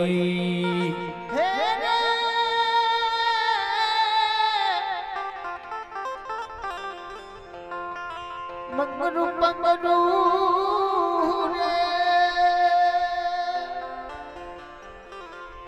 दोनों भाई चौंक गले, बाबा भाई का आग में जला के मार बहा। महीनाथ बाबा कल के आव लक्षणा हमरा लिए भाई नहीं रहले, भाई से दुश्मन बन। मंगरू पंगरू दोनों भाई कल के बाबा से कौन गलती कल के जे लक्षण के तू भाई से दुश्मन बना ले? कल के लक्षणा कारू के पूजा करे छे, नाम जपे छे। हम कहलिए कारू के पूजा करना छोड़ दे, नाम लेना भूल जो। हमरा मुहा मुही कह दिल के सब बात मान लब, एगो बात नहीं मानब, कारू भैया के पूजा नहीं छोड़ब। जो दुश्मन कारू के पूजा छोड़बे नहीं करते दुनिया में जिंदा रह के की करते वो दुश्मन ले 7 का चंदन के चेला चीर के ढेर लगा। मंगरू रहे बोर पंगरू रहे छोट छोटका भाई कल के बड़का भाई का भैया हो, राजा हो या रंग अमीर हो या गरीब मानव के उचित बात मुहा मुही बोल दे के चाहिए कि नहीं। बड़का भाई कल के छोटका भाई के मानव के प्रत्येक श्वास से उचित बात बोले की चाहिए। ता पंगरू कल के जाए महीनात बाबा को उचित बात कह दे, चाहे अच्छा लगे या बुरा। छोटका भाई कल के बड़का भाई के पंगरू कल के महीनात बाबा का बाबा एगो बात कही, महीनात बाबा कल के बोल, पंगरू कल के बाबा सुना।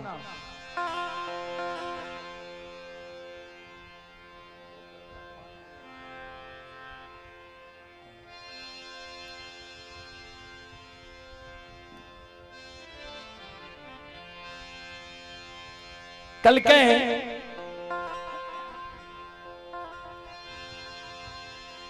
पंगरू कल के महीनात बाबा बाबा एक बात कही, महीनात बाबा कल के बोल, कल के बाबा सुना। हे हो आए भाई गलती कल भाई के तू आग में जला के मारे ले तैयार छो किया।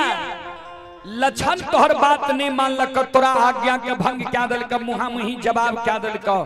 ठीक छे लछन के आग में जला के मार दबा, लेकिन विचार करहत बाबा जय बेटा के तू जान से जन्म दल है, वो बेटा के पढ़ा लिखा के विद्वान बने पालन पोषण क्या के जवान करब। जवान मोनमती में जब तू अपना जान के जन्मल बेटा के कोनो आदेश दब, तोहर जान के जन्मल बेटा जब तोरा आदेश के नहीं माना, तोहर पालल पोषल बेटा जब तोरा आज्ञा के भंग क्या दा, तोहर पढ़ाल लिखाल बेटा जब तोरा मुहा मुही जवाब क्या दा, बेटा के बाबा तू आग में जला के मार सके छो। महीनात बाबा कल के रे मंगरू पंगरू बेटा का कहीं लोग आग में जला के मार लगे। मंगरू पंगरू दोनों भाई के आंख से आंसू गिरे लगे। ए ओ महीनाथ बाबा बेटा गलती करतो तो बेटा के आग में जला के नहीं मारबो, अब भाई जो आय गलती के लिए तो भाई के आग में जला के मारे ले तैयार छो। जबकि बेटा मानव के बार बार मिल सके, बेटा मर जाए पत्नी मर जाए दोसरो शादी मानव करे छे, वो से बेटा जन्म ले छे, जान के जन्माल बेटा कहावे छे। बाबा तू ते अपने पढ़ल लिखल विद्वान छो। गोस्वामी तुलसीदास जी महाराज रामचरितमानस में की लिखनी है, ध्यान से सुनबे। सुतबीत नारी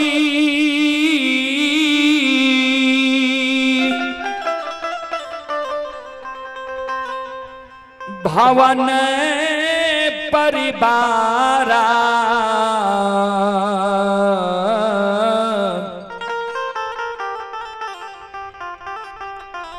हो ही जाई जग बारंबार।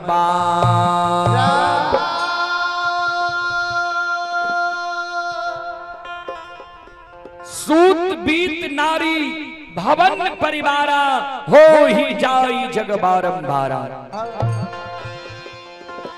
सूत माने पुत्र होय छे, बीत माने धन होय छे, नारी माने पत्नी होय छे, भवन माने घर होय छे। ये सब चीज मानव के संसार में दोबारा मिल सके। फिर लिखलखिन ये गोस्वामी तुलसीदास जी महाराज रामचरितमानस लंका कांड में,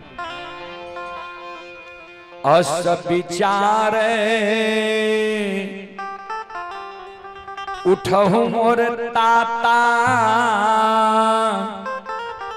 अमिली है न जग में सहोदर भ्राता।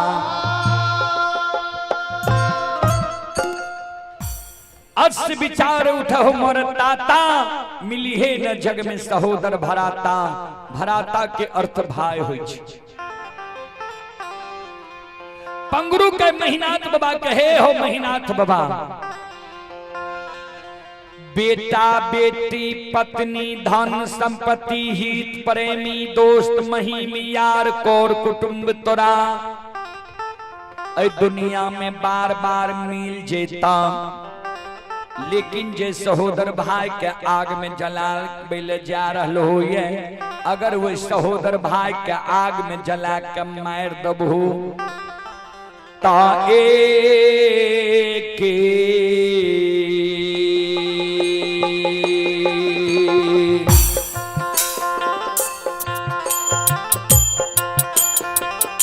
हो महीनाथ बाबा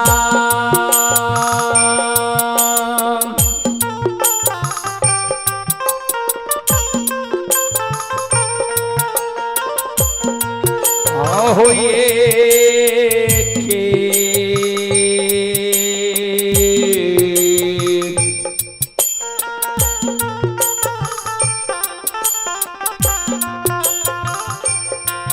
आई कोई खाके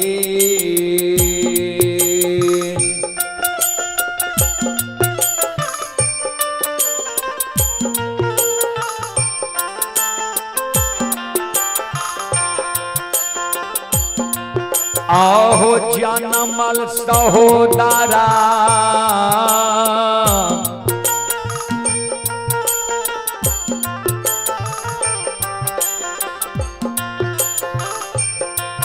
महीनाथ बाबा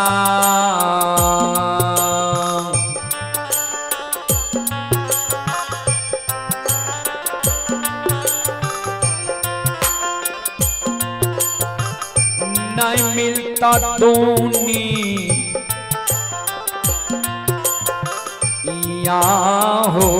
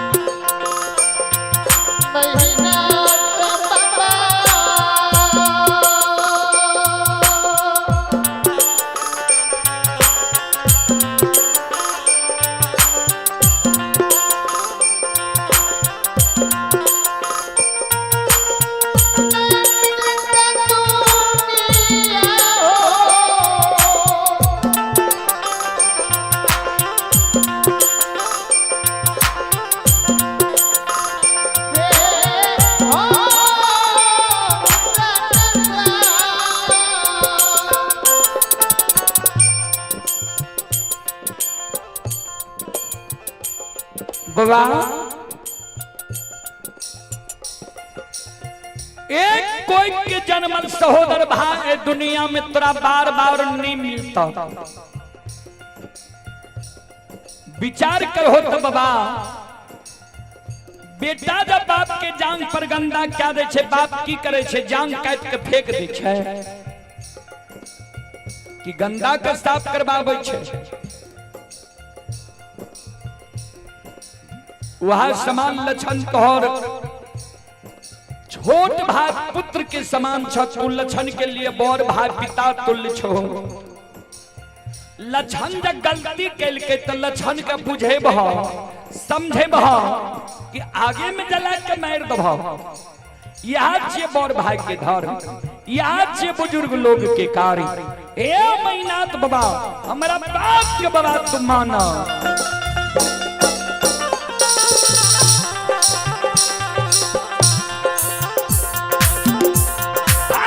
ये लक्षण क्या नहीं आगम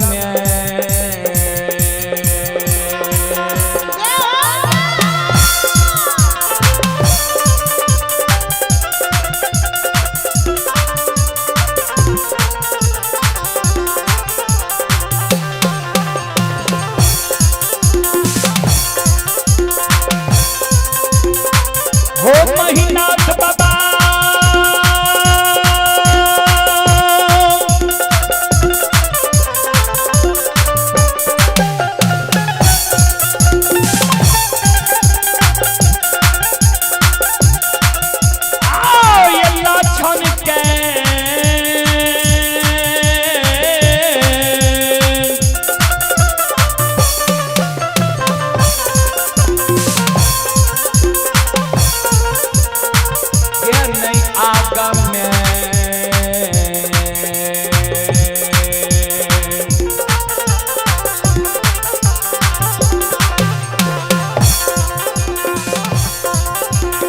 चलियो ये महीनाथ पंडित बाबा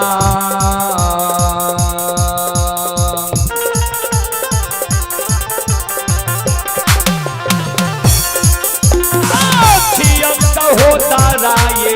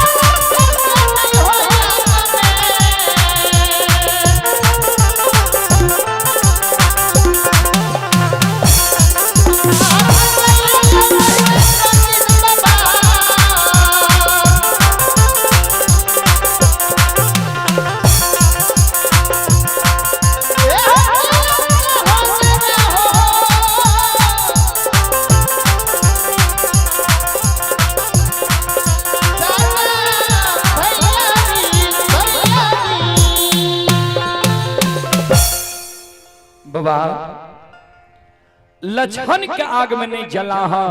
लक्षण तोहर सहोदर सागा भाई छिया। महीनाथ बाबा कल के रे मंगरू पंगरू तोरा हम आदेश दे ले लियो ये कि तोहर उपदेश सुने ले लियो ये। बोल 7 गज चंदन के चेला चीर के ढेर लगे में कि नहीं। बोल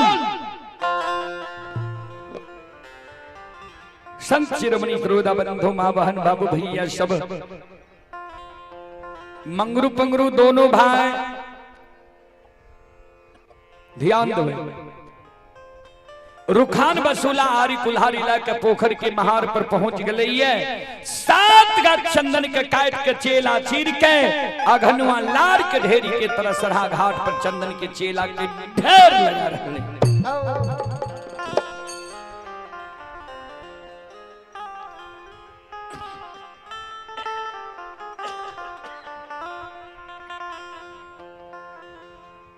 श्रोता बंधो, कभी लिखनिए बुरे दिन जब आते हैं तीन चीज भयो भिन्न, खाना पानी बैस की विधाता लियो। बुरा समय जब मानव के आवे वाला रहे छे, भगवान तीन गो चीज पहले छीन ले छे। कहबे कौन कौन चीज? सबसे पहले सात्विक भोजन, जे मानव के भोजन बिगड़ जाए, जे मानव दारू तारी गांजा भांग मीट मांस मदिरा के प्रयोग ज्यादा करे लगे, पी के कते नदी नाला रोड सड़क पर घोले जा, बुझ जे ओकर दिन खराब भ गेले, समय बिगड़ गेले। मंगरू पंगरू दोनों भाई सात गाछ चंदन के काट के चेला चीर के घनुआ लार के ढेरी के तरह सरहा घाट पर चेला के ढेर लगा दिल के। मंगरू पंगरू दोनों भाई प्रतिदिन दोपहर में गाय के पानी पिलावल जा रहे, वह सरहा घाट पर आज जे लछन गले, लछन के नजर पड़ गए सात गाछ चंदन के चेला पर। मन में सोचे भैया चेला किया चिरिल के ये लछन मंगरू पंगरू लग जाए छे, चेला किया चिरिल हो। मंगरू पंगरू दोनों भाई लछन के बगल में बैसा के समझावे लछन, हेरे जहाँ और सूर्य भगवान उगई छई,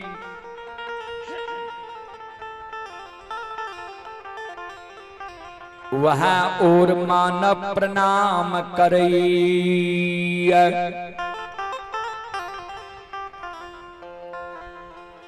आइए वह और मानव प्रणाम करे छे। कारू मर गले तोहर मालिक धा गेलो मेहनाथ पंडित जे कहे छो तू किया न बात मान ले छी। लछन कल के भैया माने वाला बात कहते तब ने मानबे, जे बात हम नहीं मानबे से बात भैया हमरा कहिए। कल के तोरे लभाए चेला चेलेल को कल 12 बजे दिन में आग में जला के तोरा मार देतो। ओई जगह से लछन मन में सोचे सबसे बड़ो समाज होय छे, समाज में जाय छिए, समाज के मरण मंजन प्रमुख लोग के कहबे जे भैया के बुझा दियो समझा दियो। लछन जाय छे समाज में, कोई समाज के लोग लछन के सहारा नहीं बने छे, कोई नहीं कहे छे जे तोरा भाई के हम बुझा देबो समझा देबो। कभी लिखनिए कबीरा बात गरीब की, सच माने ना कोई, धन्यवान की झूठ में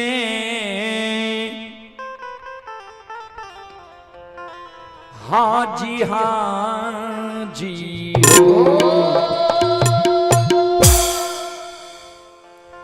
कबीरा बात गरीब की सच माने न कोई, धनवान की झूठ में हाँ जी हो। गरीब लोग जे साचो बात कहलक निकल गई की बोलते की बुझे आवे छे, झूठे बोले छे। आ अमीर लोग जब झूठो बोलल कलक जी ठीके कहे छी। वाद समान लछन के बात कोई नहीं मान रहले, तब लछन कानल जाय छे। मन में सोचल के आप चेला जब भैया चिरा दिल के तो अब हमरा आग में जला के मारिए टा देते। तब मारे से पहले एक बार आंगन जाय छी, आंगन में जाके माय के चरण में प्रणाम क्या लेबे, माय के कह देबे जे माय गे आ बेटा से तू धीरज बांध ले, काल छोटका बेटा ए दुनिया से विदा भए जेतो। बाबूजी माय होय छे। अब एक निर्गुण की ओर,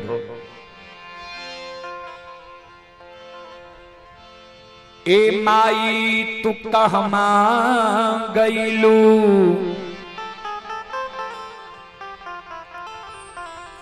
छोरी अपन फूलबारी,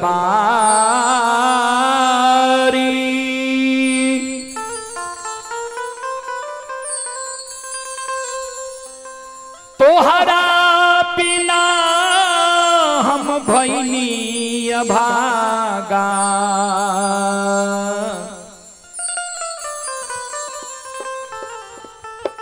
के हमरा के समान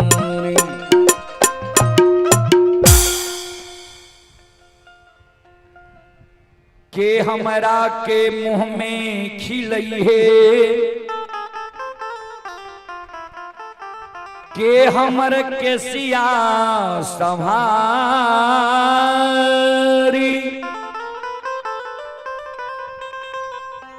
कहे रुदल पंजियार सुन हे माई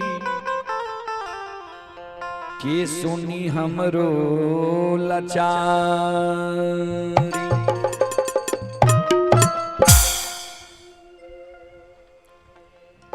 अरे माई मोरी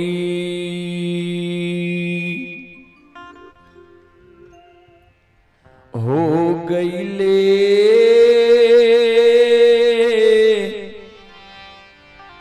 सपनमा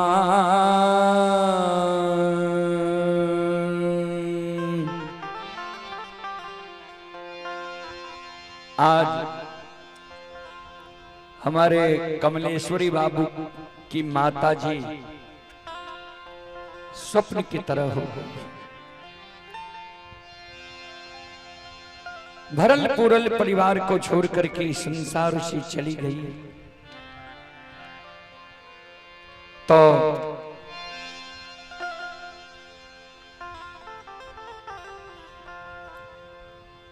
सब एक झलक देखने के लिए इस परिवार में शोकाकुल बनी हुई है।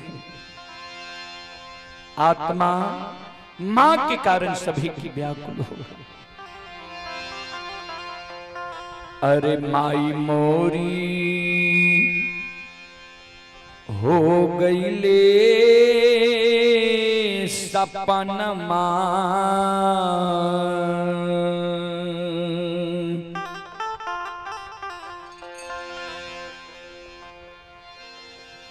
माई मोरी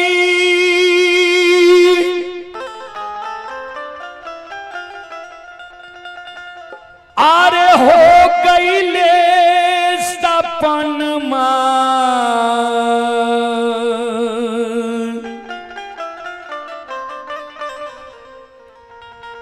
कतहु न माना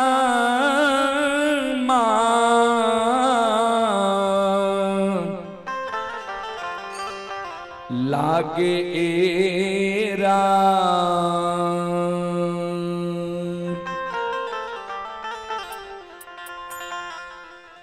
झार झारा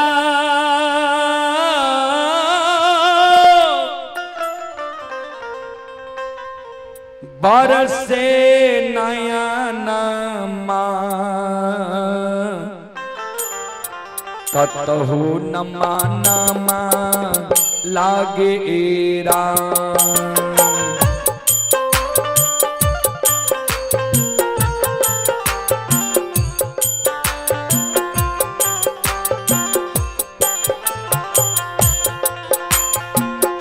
झार झार बरसे नयन कतहु न माना लागे राम।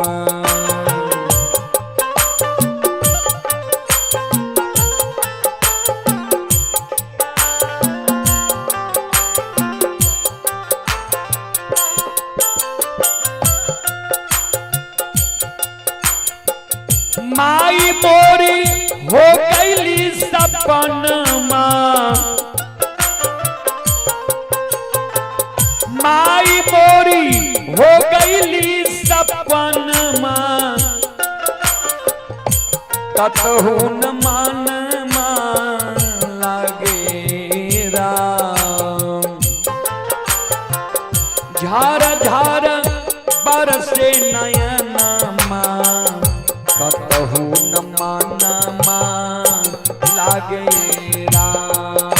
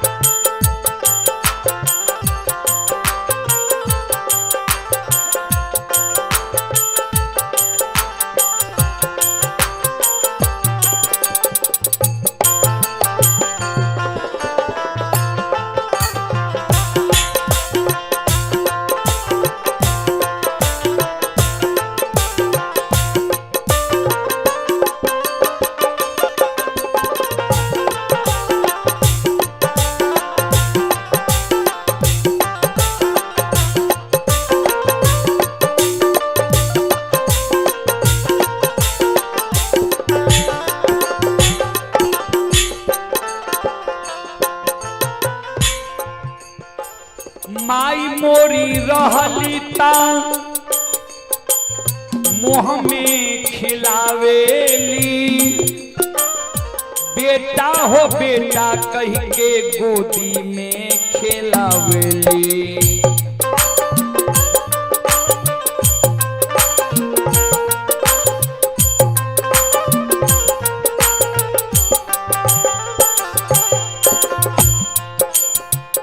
माई मोरी रहली ता मुँह में खिलावेली, बेटा हो बेटा कह के गोदी में खिलावली।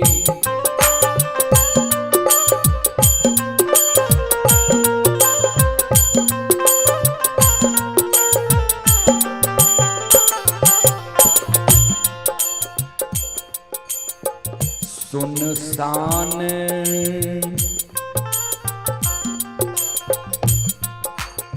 सुनसान लागला भवन मां।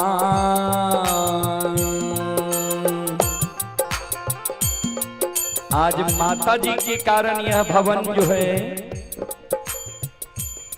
सुनसान की तरह लगता है। सुनसान लागला भवन मां।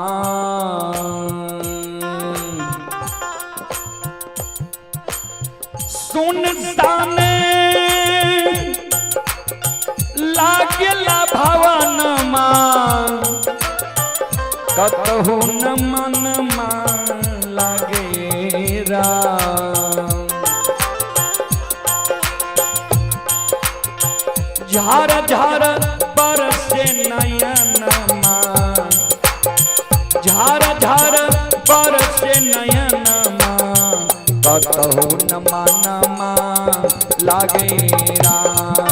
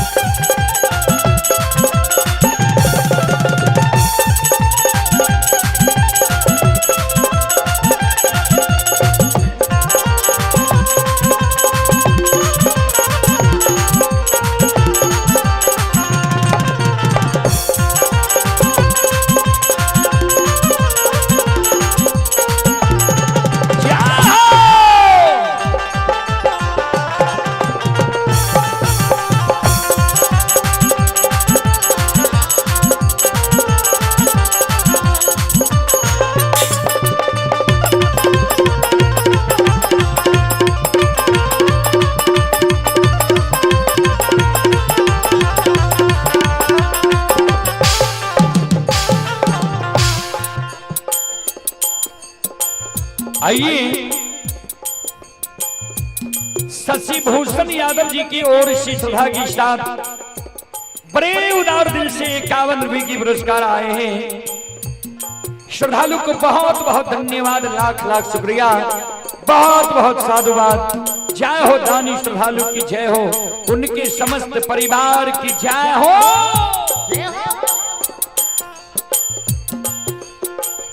माई हमार रहली ममता के सागर, उन्हीं से भइली हमर दुनिया उजागर।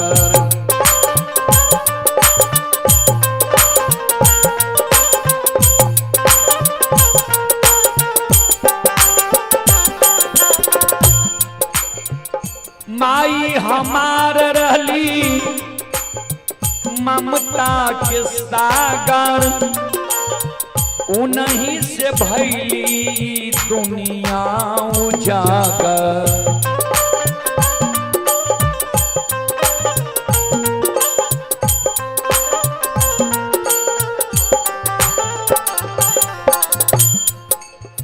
उनके तिहार हई होता न मान,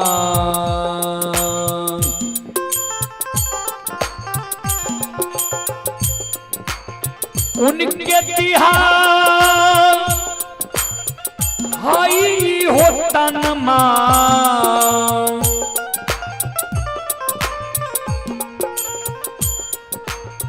उनके तिहाल हाई होता नमा कतहु न मन लागे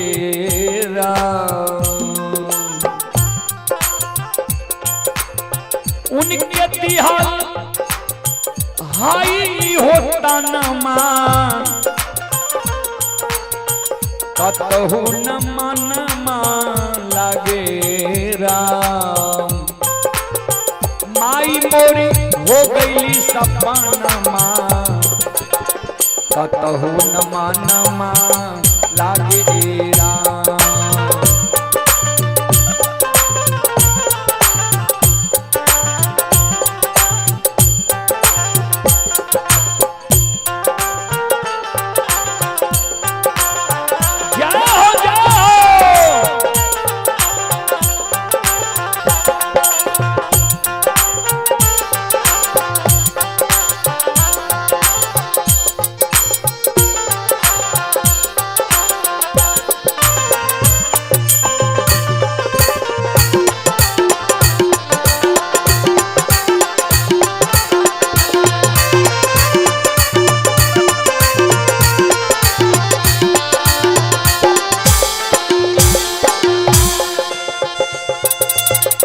बाबू हो भैया सुना केतनो कमाई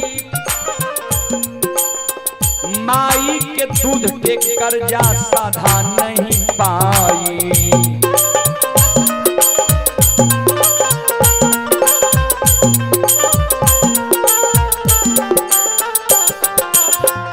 बाबू हो भैया सुना केतनो कमाई माई के दूध के कर्जा चुका नहीं पाई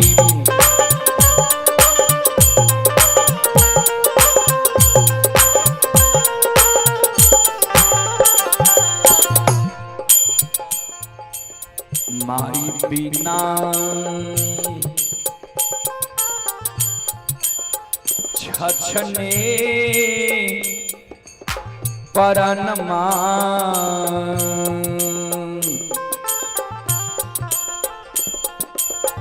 माई बिना छछने परनमा माई बिना छछने परनमा कतहु न मन लागे राम झार झार बरसे नयनमा झार झार बरसे नयनमा कतहु न मन लागे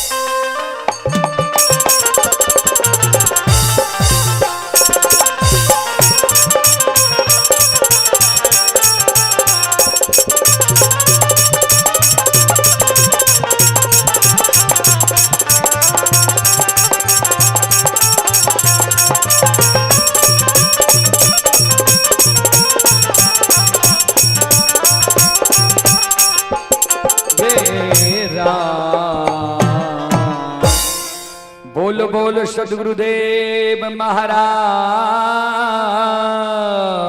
की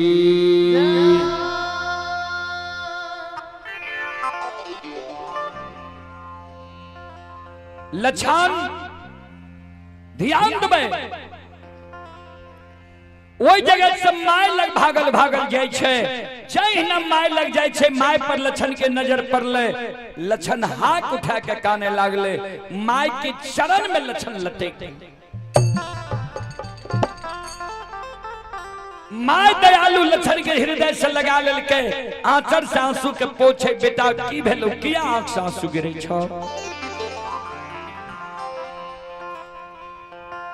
माय के आंचर पकड़ के लक्षण काने माय गिरी हे गए काल 12 बजे दिन में ए दुनिया से हम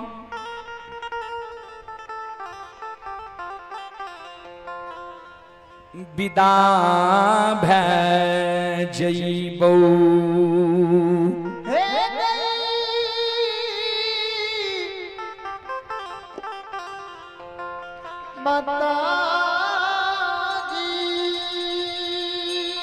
माइकल के कते जे भी कल 12 बजे दिन में माई के आंचर पकड़ के लक्षण कान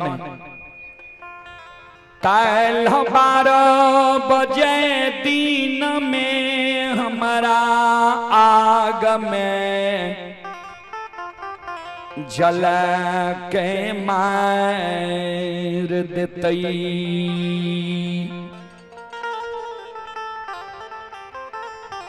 माइकल के तुरा आग में जला के मारतो क्या दुश्मन है दुनिया में पैदा ललके हमरा छोटका बेटा के आग में जला के मारते। केकरा साथ कौन गलती के लिए जे के तोरा कल 12 बजे दिन में आग में जला के मारतो। लक्षण कान गलती हमारे इतने गो छे सवेरे सवेरे हम मुहा मुही जवाब क्या दिली। माइकल के केकरा मुहा मुही जवाब के लिए है लक्षण काने कैन कैन के माय के कहे हे गे माय आ भाई आगे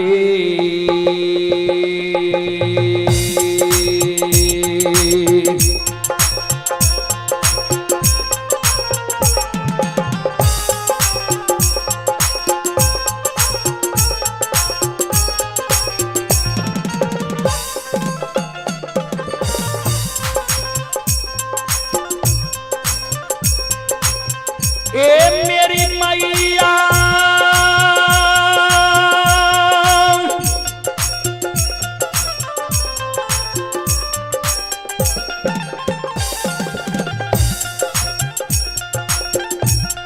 आगे भाईया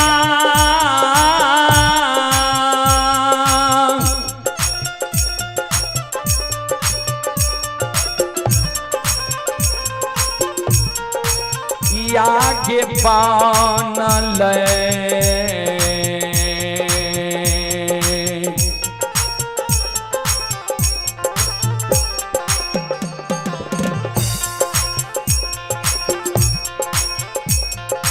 कसैया गे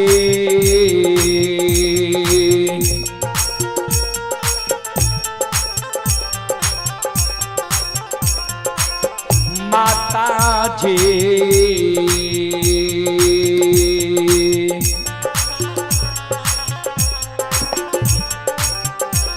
ये गए हमरा लिए महापुरा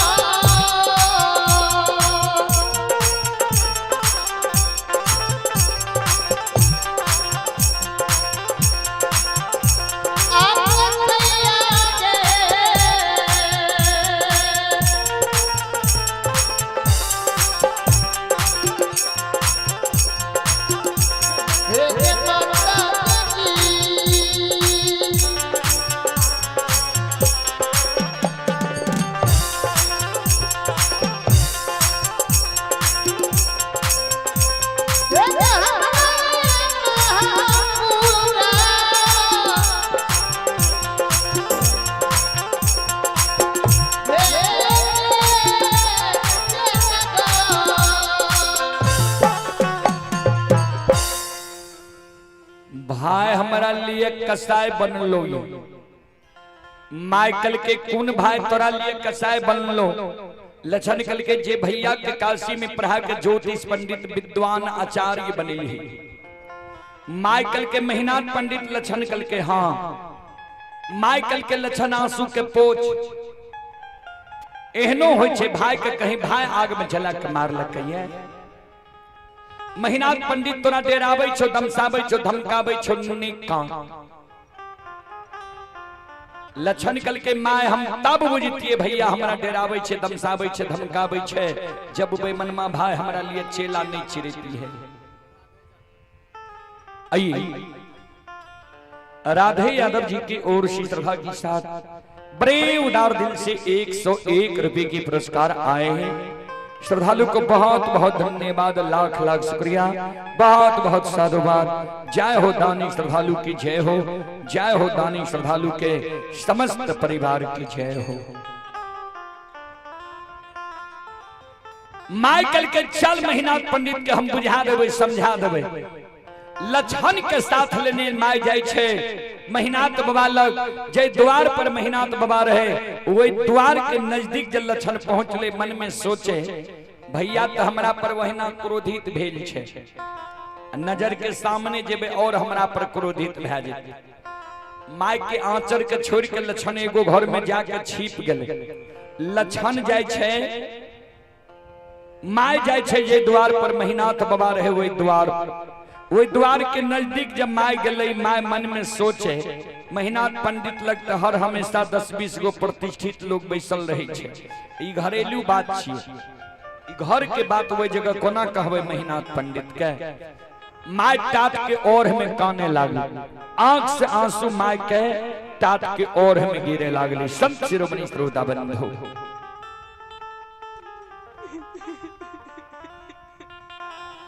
टाट के और में माय काने लागले। माय के कानब जब मेहनत बाबा सुने छे, मेहनत बाबा मन में सोचे माय कथी ले जगह काने ले लिया। माय हो जगह कानल कानल चले थे, 10-20 गो प्रतिष्ठित लोग छे सुन जेते। अपने से मेहनत बाबा जाय छे माय लग, जहिना माय पर मेहनत बाबा के नजर पड़ले, अब मेहनत बाबा पर माय के नजर पड़ले, माय और हाथ उठा के काने लागल। श्रोता सज्जन मृद मां बहन बाबू भैया सब ध्यान से सुनबे।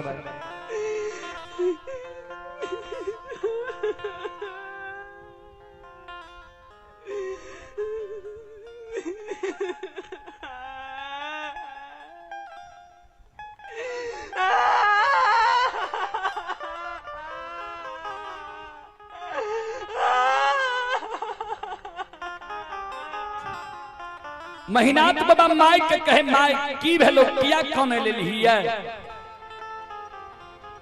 माय के आंसू गिरे, कुछो नहीं बोले। ध्यान देबे, मेहनत बाबा के ससुराल रहे सहरसा जिला नौहट्टा प्रखंड परसबन्ना गांव। कारु बाबा के ससुराल रहे दरभंगा जिला बहेरी प्रखंड मां बिजुलिया गांव। 6 महीना से कारु बाबा के धर्म पत्नी कृष्णावती विधवा बन के महापुरा नगरी में रहे। मेहनत बाबा कहे माय के माय गे परसबन्ना वाली तोरा कुछो कह दिल को या बिजुलिया वाली दुल्हन को उल्हन पराग दिल को जे कानल हमरा लगल ही की भेलो तोरा किया आंख से आंसू गिरे छ। माय के आंख से आंसू गिरइए कैन कैन कै माय मेहनत बाबा के कहे हेरो मेहनत आकांगा थी ले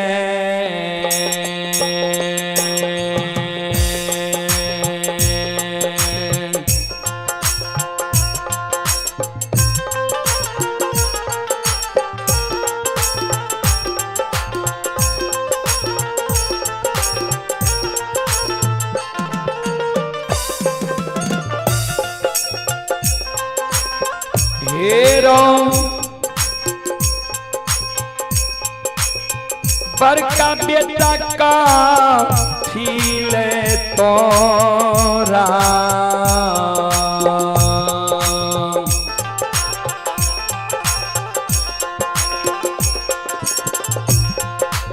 पढ़लियो रे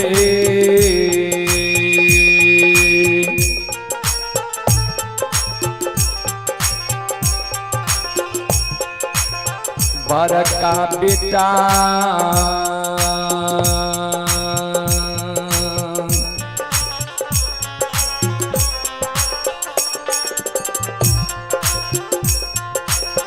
बेटा है रे काशी रे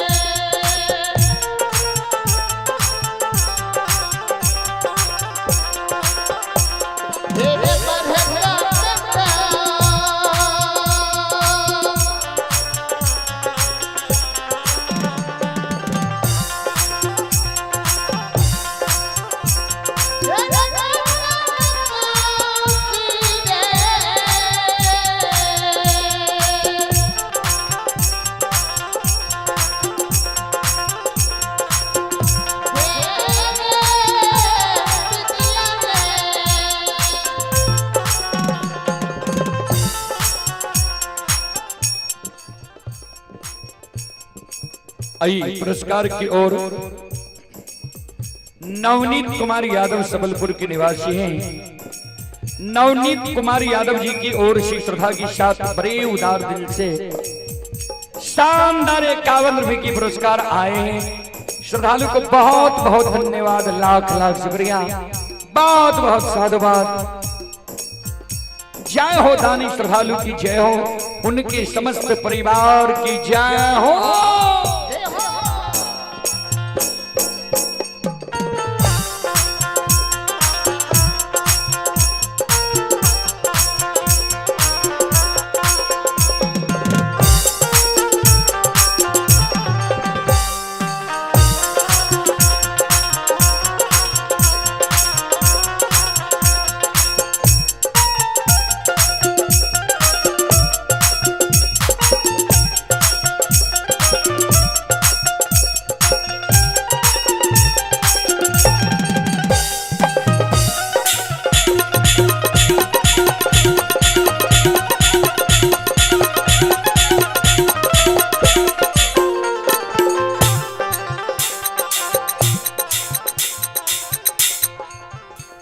ध्यान में माँ कहे महिला तो बाबा कहे शायर गो बेटा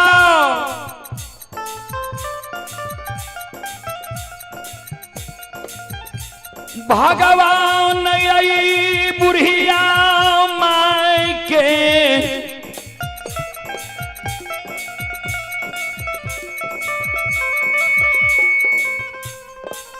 कोई खसे महापुरा नगरी में दिल कई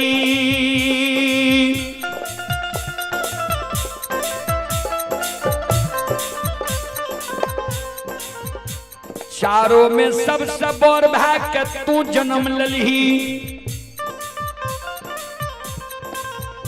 तोरा हम काशी में पढ़ेलियो जे 4 गो बेटा में जे कम से कम एगो बड़का बेटा के पढ़ा लेबे, शिक्षित ज्ञानी बना लेबे।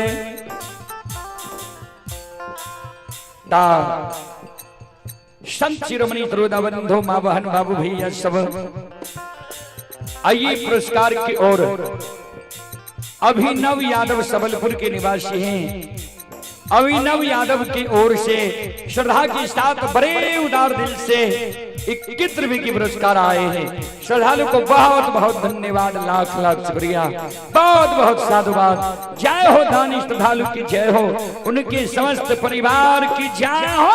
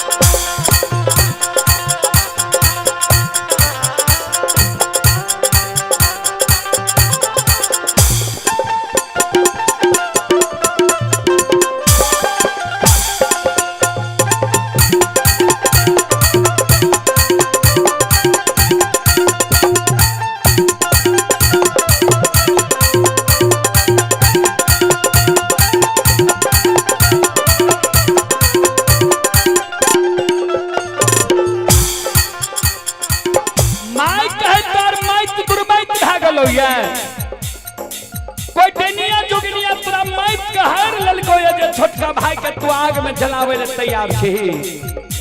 ए रे महीना और की यार मैं तारे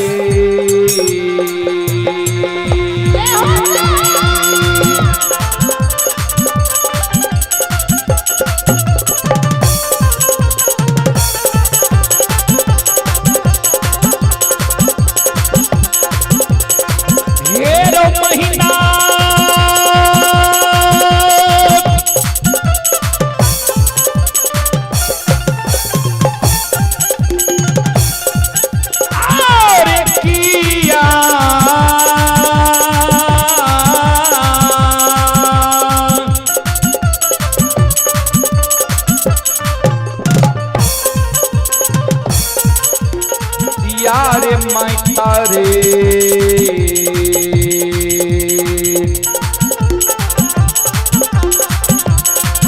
हेरे तुर मैं भेलो बड़का बेटा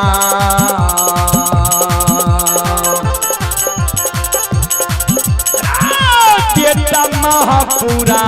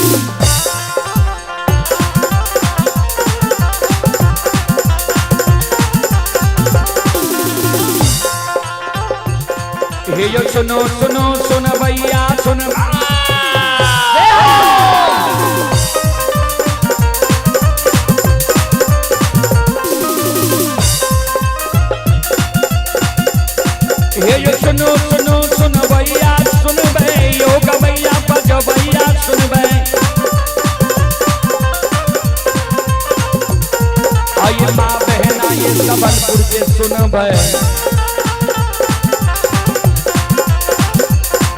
आई धर्म की बात ध्यान से सुनबै बाबा कारो की लीला का सुनबै बरबर लीला बाबा कारो न चलत है दुनिया संसार में न चलत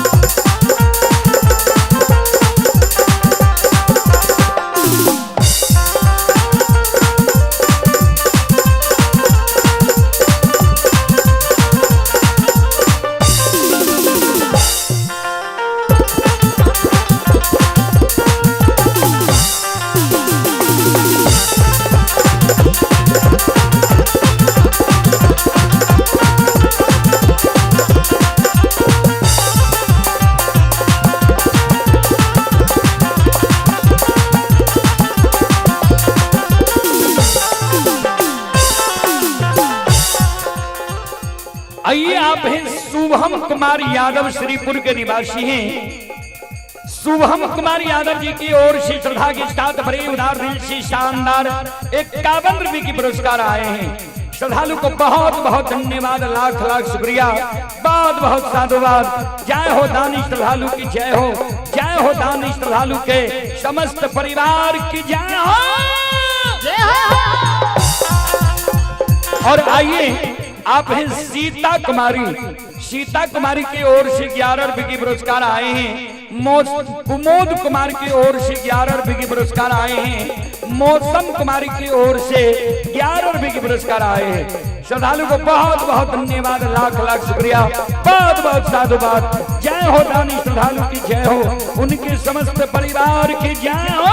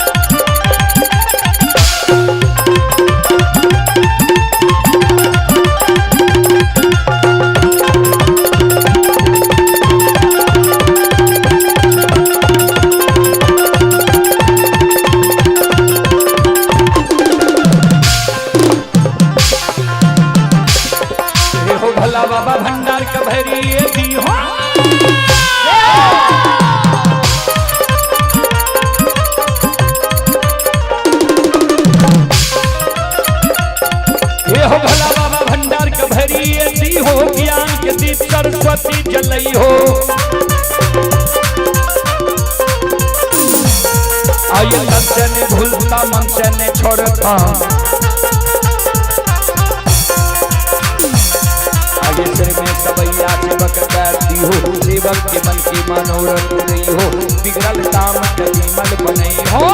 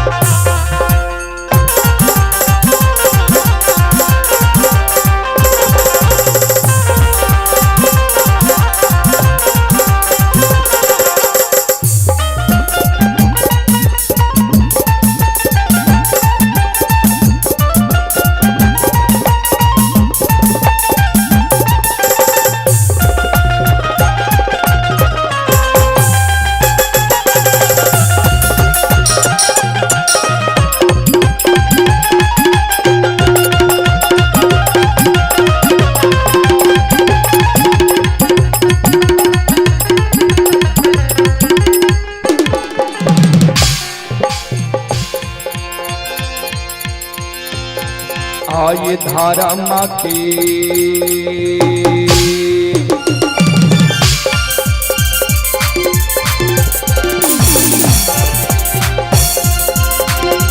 यो बाबा धारा माँ के लीला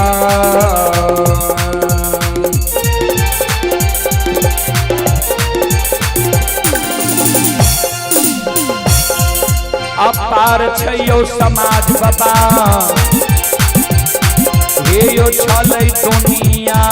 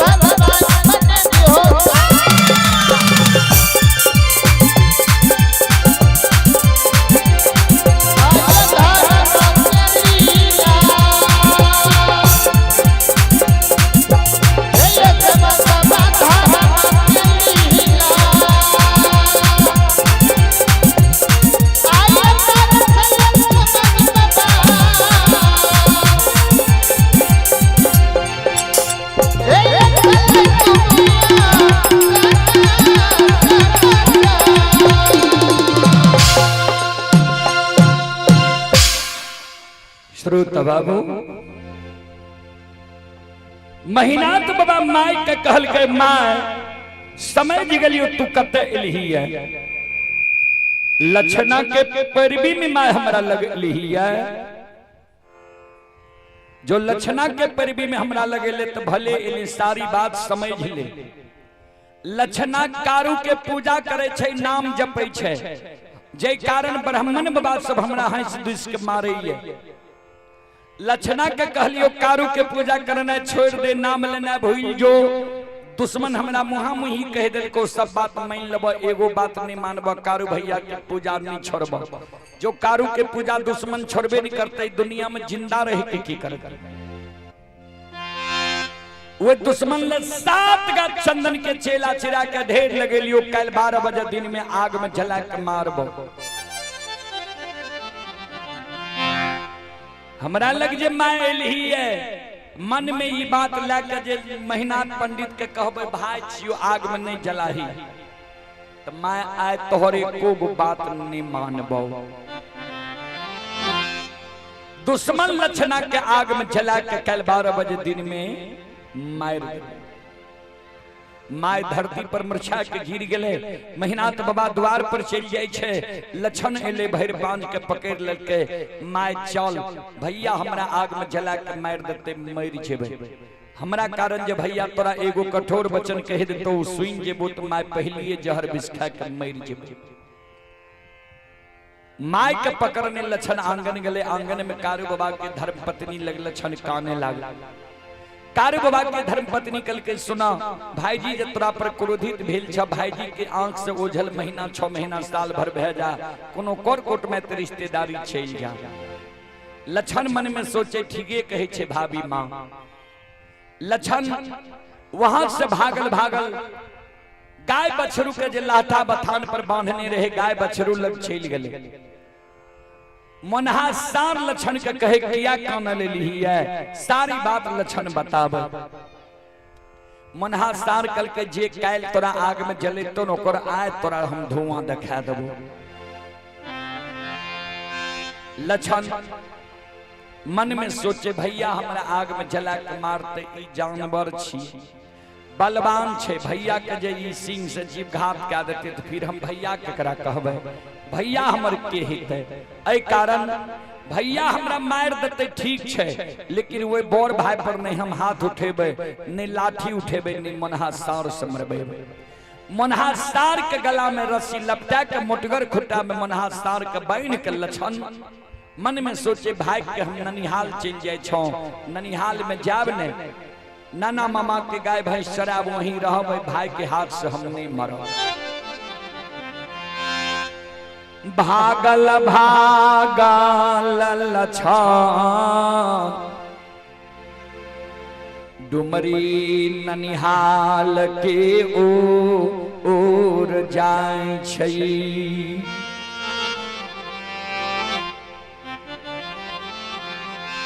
भागल जे डुमरी ननिहाल के ओर जाय छे। महापुरा से 2.5 किलोमीटर पश्चिम गले, सूर्यास्त भा गेले। मररिया नाम के खापेट रहे, ओय मररिया खापेट में लछन होर के रहे में मुरघुसिया दे दिल के जे कारू भैया जिंदा में कहल के मरलो में पूजा करबी त भाई बहन के रहबो। वह कारू भैया के पूजा करे के कारण ने आय दर ठोकर खा रहली है। आए वह कारू भैया के कारण दर के ठोकर खा रही है। तो आए मररिया खापेट में हम होर के रेह में मुरघुसिया दाकर मर जेबे। आइए एक भजन के ओर। ए गोरिया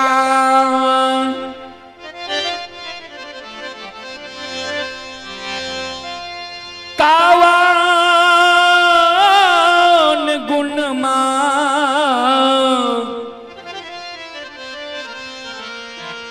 पाके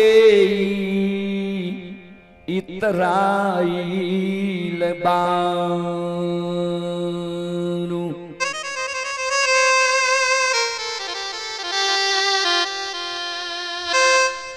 माया में भू लाइल बारू ना। ए गोरिया कावन गुणमा पाके इतराइल बारू।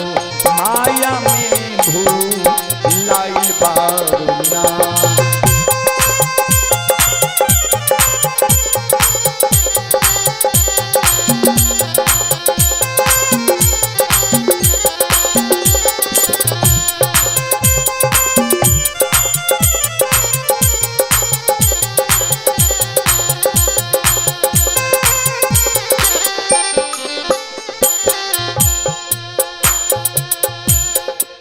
गोरिया इस जीव को कहा गया है। आइए पुरस्कार की ओर श्रवण कुमार, ग्राम सबलपुर, पोस्ट दिघी, थाना लक्ष्मीपुर, जिला जमुई। श्रद्धालु की ओर से 51 रुपए की पुरस्कार आए हैं। श्रद्धालु को बहुत बहुत धन्यवाद, लाख लाख शुक्रिया। जय हो दानी श्रद्धालु की जय हो, जय हो दानी श्रद्धालु के समस्त परिवार की जय हो।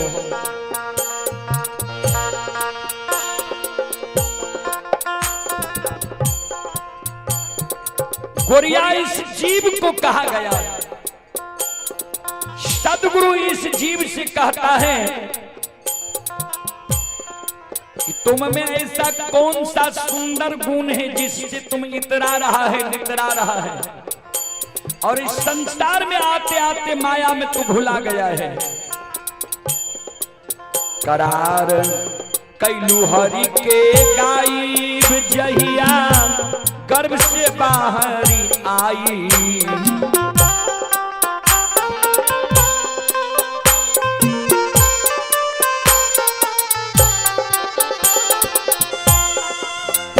करार कैलू हरि के गायब, हम और आप इस संसार में आए हैं करार करके। किससे? सदगुरु से। मां की गर्भ में हम और आप जब उल्टा लटके हुए रहते हैं, उस आंध कुआं में भगवान से हम और आप विनती करते हैं, हे प्रभु, हे परमात्मा, हमको इस आंध कुआं से बाहर कर दीजिए। बाहर होते ही मैं आपका भक्ति करूंगा, आपका गुणगान करूंगा, आपका नाम जपूंगा, और इतना न भक्ति करूंगा कि फिर मानव फिर जन्म लेना नहीं पड़े। सबसे ज्यादा कष्ट होता है मरने में और जन्म लेने में, लेकिन यह बेईमान जीव मां की गर्भ से बाहर होने के साथ कहता है कहां कहां कहां। ध्यान दीजिएगा, बच्चा जब जन्म लेता है तो हमारी माँ बहन कोई बर्तन हो या डगरा हो लेकर के बजाती है, इशारा करती है कि जो गर्भ में तू करार किया है, लो यह वाद्य यंत्र बजाओ और उनका भक्ति करो। उस समय में बच्चा रोता है, कहता है कहां कहां कहां, यानी हम कुछ करार नहीं किए हैं। करार कैलू हरि के गायब जहिया गर्भ से बाहरी आई। करार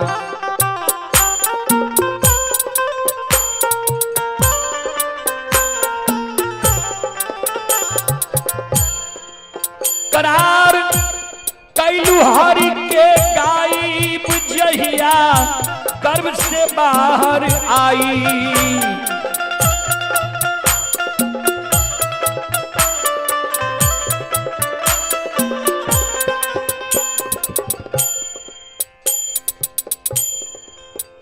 यारी छोड़ लू बाकी,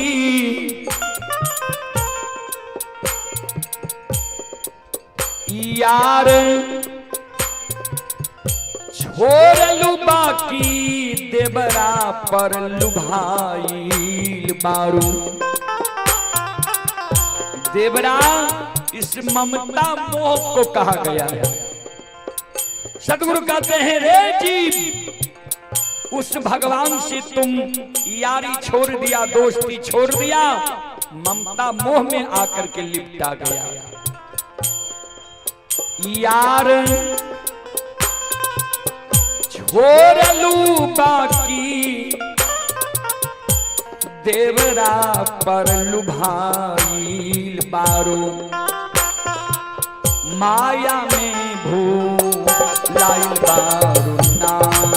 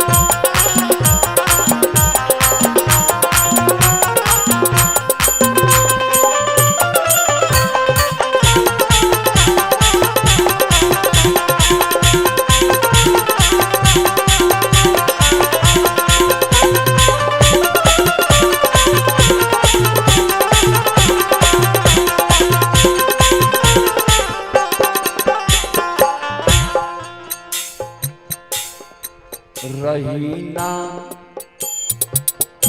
ऐसा न जवानी उतरी मुंह के एक दिन पानी रहीना।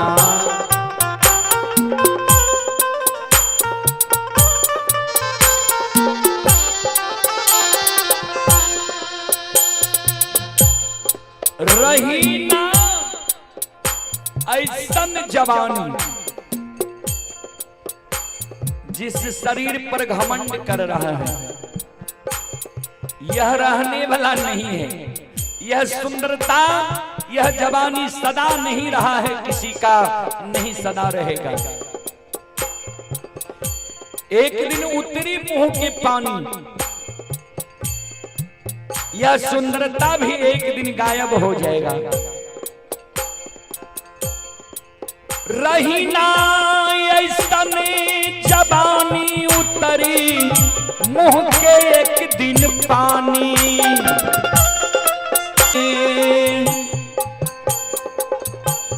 हो आके ध्यान न धैलू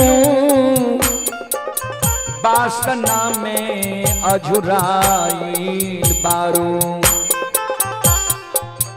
आके ध्यान न धैलू वासना में अझुराइल बारू, माया में भूलाइल बारू।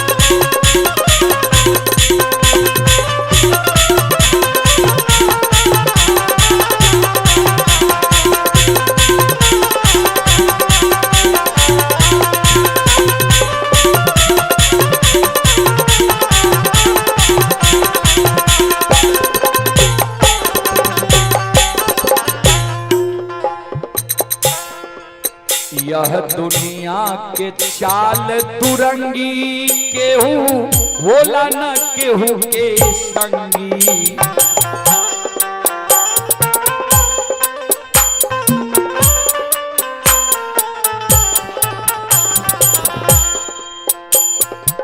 यह दुनिया के चाल दुरंगी, कैसे यह दुनिया का चाल दुरंगी है? बेईमानी शैतानी करके परिवार का भरण पोषण करता है, चलाता है परिवार को। भगवान के दरबार में पूरे परिवार नहीं पकड़ाता है, जो चोरी बेईमानी करता है वही पकड़ाता है। वैसे जो उस बेईमानी चोरी किया हुआ धन का उपयोग किया है सबको पकड़ना चाहिए, लेकिन ऐसा होता नहीं है।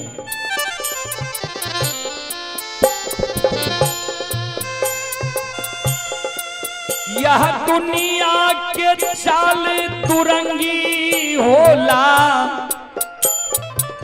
केहू न केहू के संगी।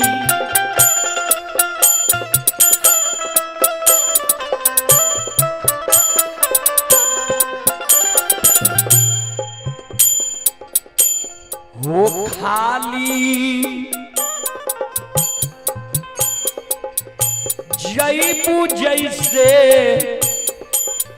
खालिए हाथ आई बारू। इस संसार में कितना भी धन अर्जित कर लीजिए, 10-20 बीघा जमीन खरीद लीजिए, 5 महला 10 महला बना लीजिए, कुछ साथ जाने वाला नहीं है। जैसे खाली आए हैं वैसे खाली ही जाना पड़ेगा। कारण वहां संग साथ ले जाने के लिए कोई साधन नहीं है। खाली जैबू जैसे खाली ये हाथ आइल बारू, माया में भूलाइल बारू।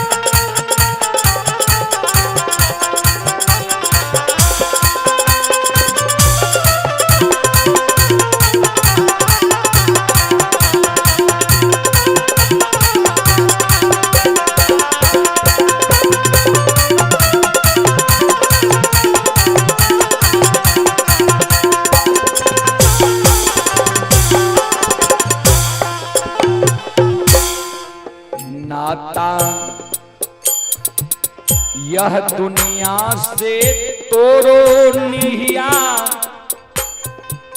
सद्गुरु से जोड़ो।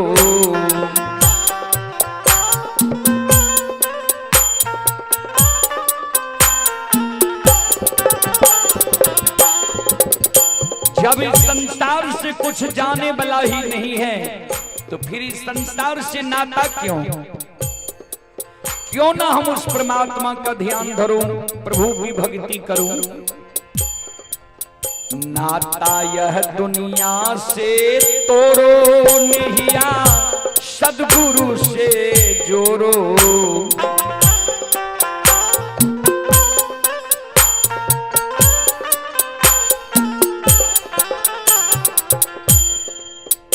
नाता यह दुनिया से तोड़ो निहिया, सद्गुरु से जोड़ो।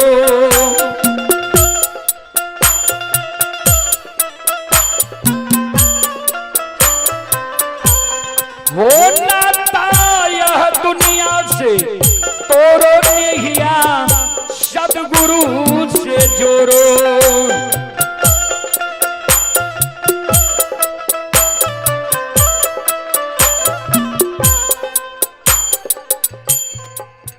असली हो असली छोड़ के काहे नकली में लुभाइल बारो। हो असली छोड़ के काहे नकली में घेराइल बारू, माया में भूलाइल बारू।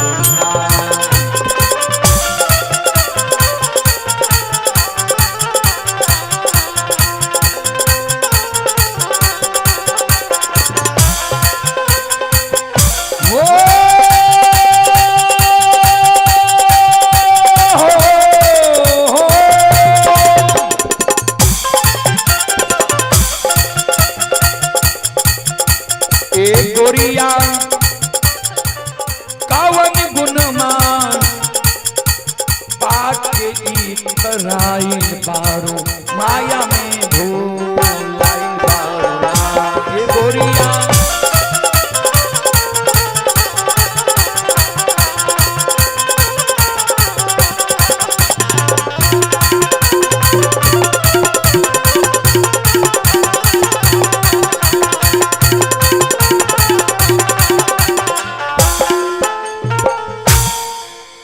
बोल बोल सद्गुरुदेव महाराज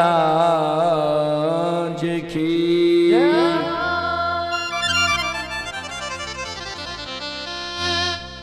आई एक सोहर के ओर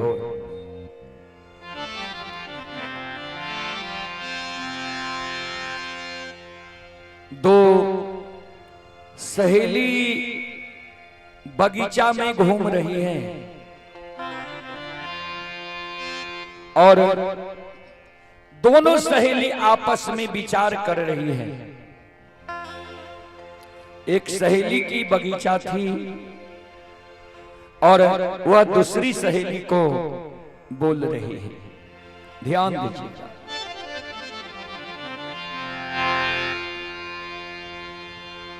रोपलों में आमों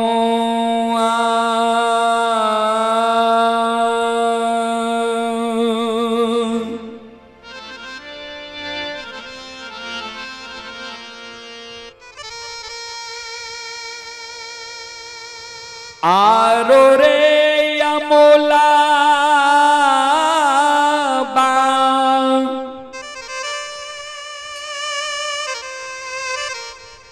रोपलूं रे यारो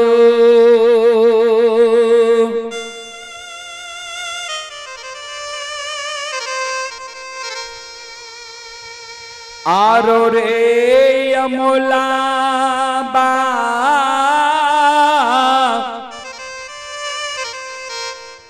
रोपलूं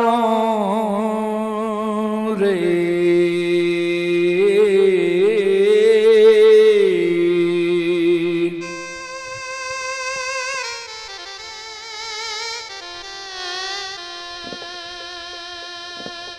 सखिया है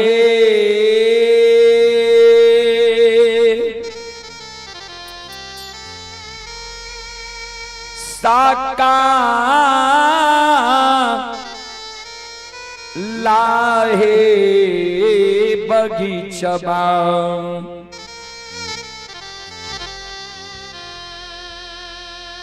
लागे छे उदान सासे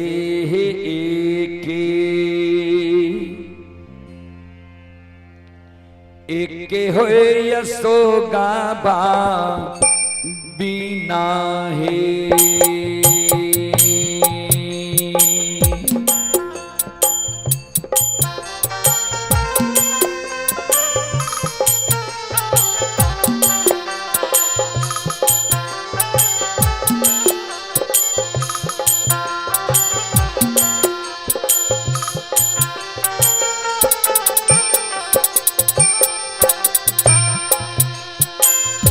सखिया है साका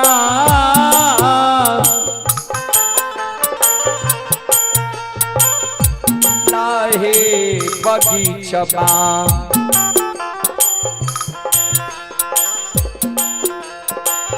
लागे छे उदान सासे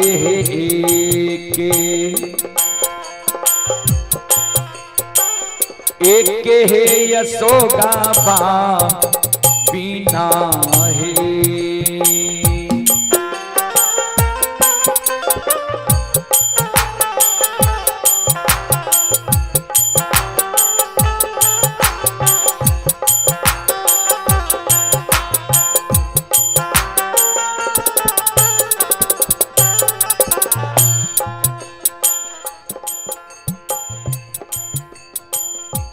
ध्यान दीजिएगा।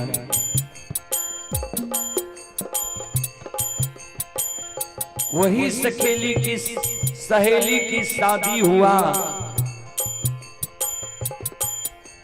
सासुर गई। कुछ दिन के बाद उनकी मां मर गई।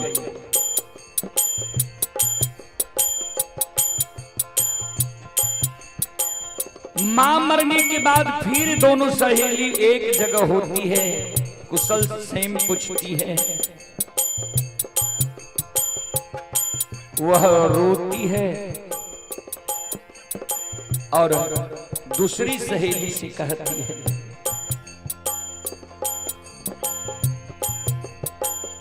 नहिरा में छालई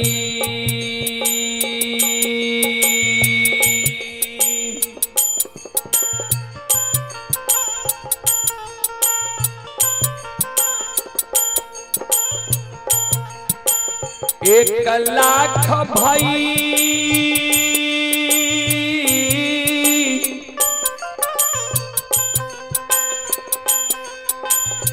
या से ताबा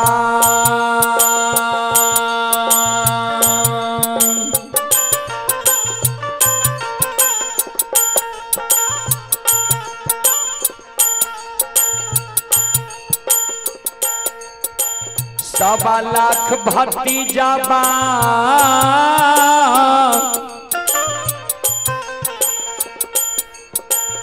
छलई हे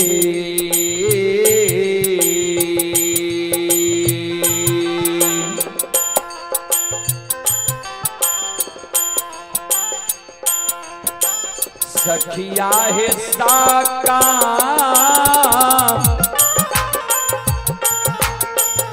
लाहे नैहरबा लाग छे उदा सासे एक बुढ़िया माँ बिना है।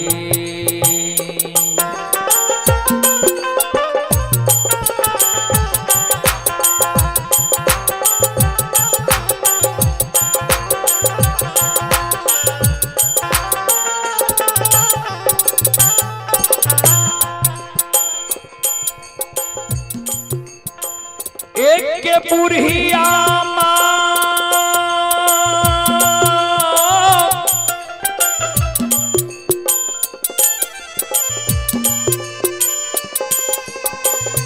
बिना है के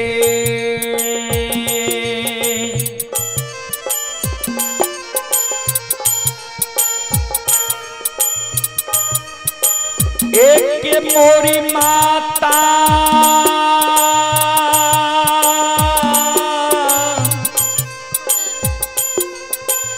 बिना है के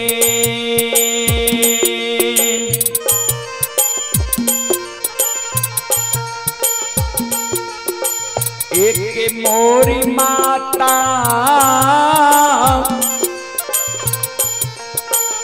बिना है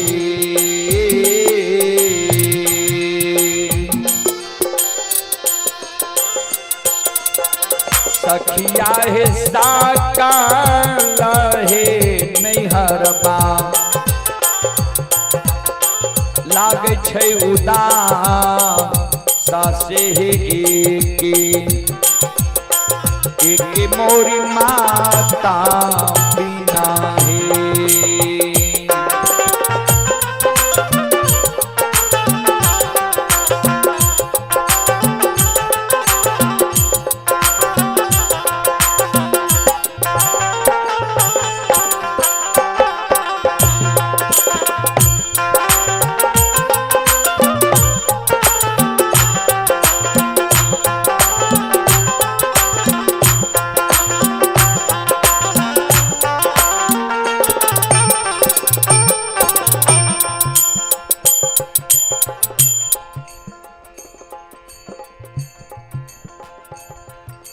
फिर कुछ दिन के बाद पहली सखी की पति इस संसार से चली जाती, फिर दोनों सखी मिलती है, कुशल समाचार पूछती है, समाचार पूछती है।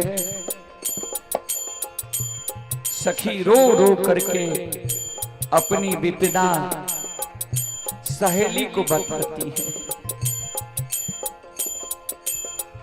ससुरा में छालई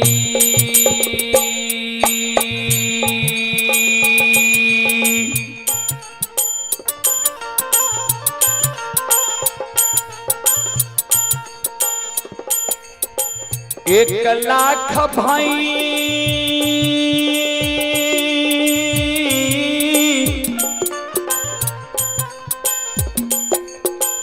सूरज से साबा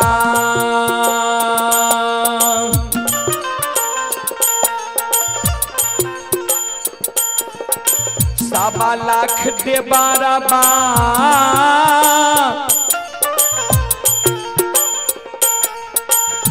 हालई है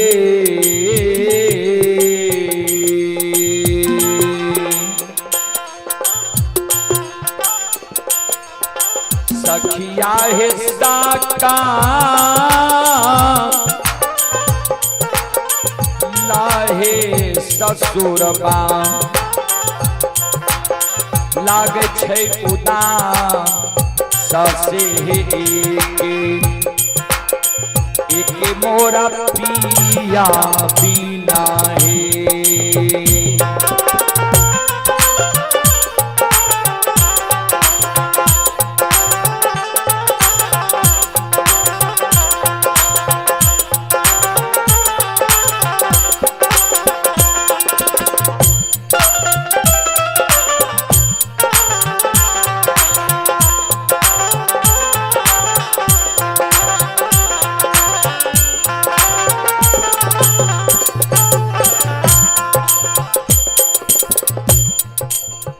एक के मोरा पिया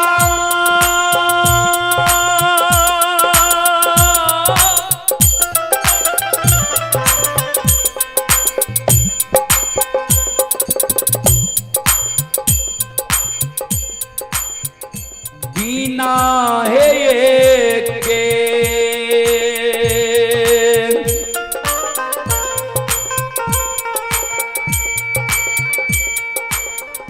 एक के मोर बलमुआ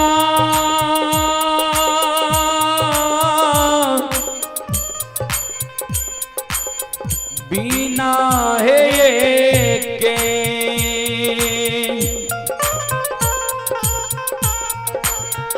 एक के मोर पिया बिना है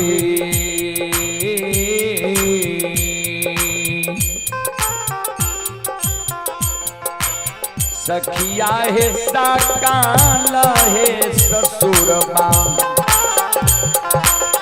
लागे छै उदा ससे एके मोर पिया बिना है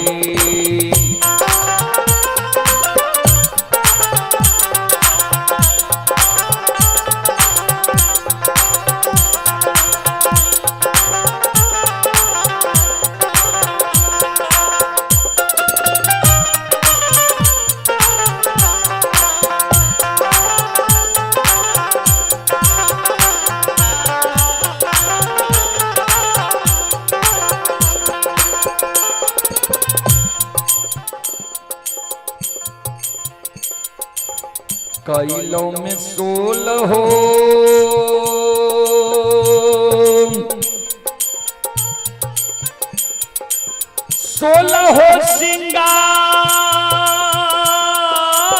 सिंगार रासे 32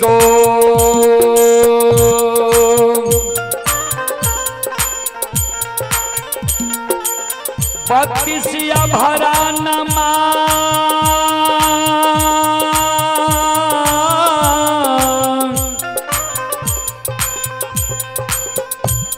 कैलूं हे सखिया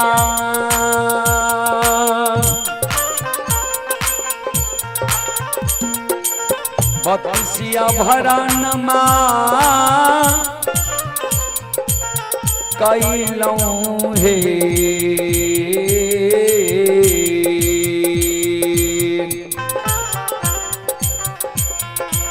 सखिया हे काला हे शरीरबा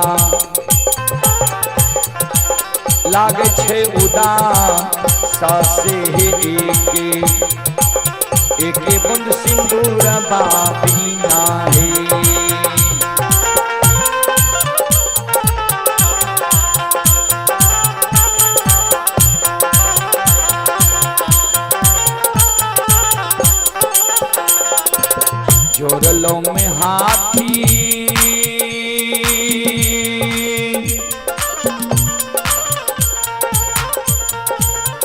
आरोह में घोरा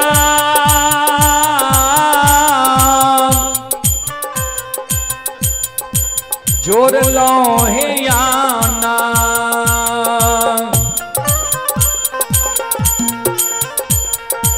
धन संपत्तिया जोर लो है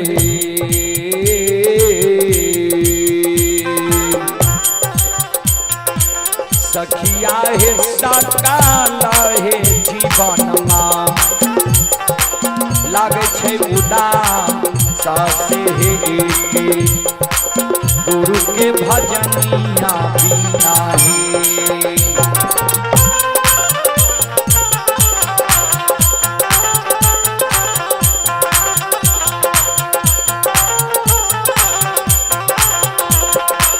सखिया हे सकाला हे जीवन मां लागे छे उदास हे गुरु के भजनिया बिना है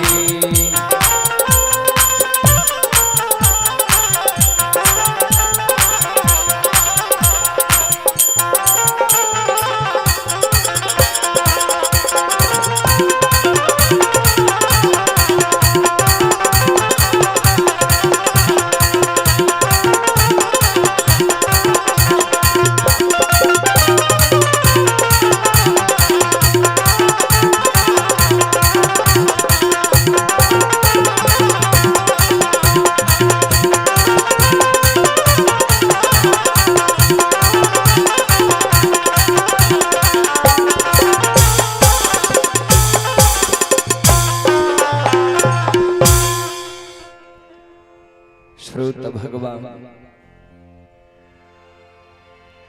ध्यान श्रोत बंधु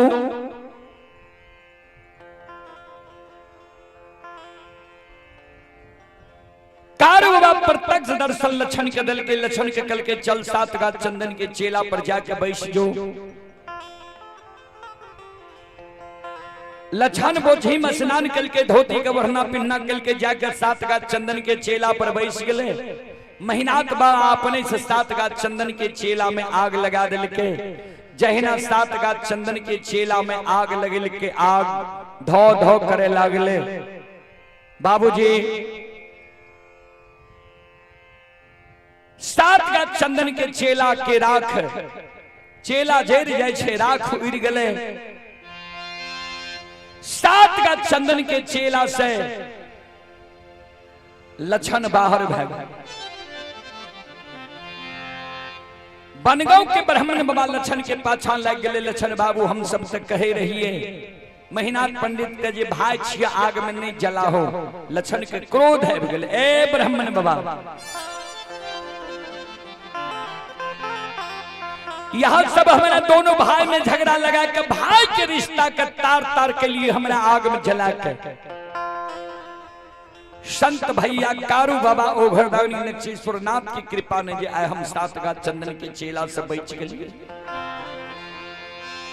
जहिना सात गात चंदन के चेला में हमरा जल लिए वहिना साप दै छी प्रत्येक साल बनगो में आग लागल दौड़ के महीनाथ बाबा चले ले लक्षण हम नहीं जाने रहियो ये तो बड़ा धर्मात्मा छी लक्षण कल के यह कारण बाबा तोरा काशी में पढ़ल कर सहोदर भाई के आग में जलबे के कारण हे हो महापुरा धर्म देश छिए तोहर आत्मा छ निर्दयी वाला तोरा यह निर्दयी आत्मा वाला मानव के बास महापुरा नगरी में नहीं थे तोहर बास तोहर सासुर परस बनना में हिता परस बनने में तोहर वंश खानदान चलता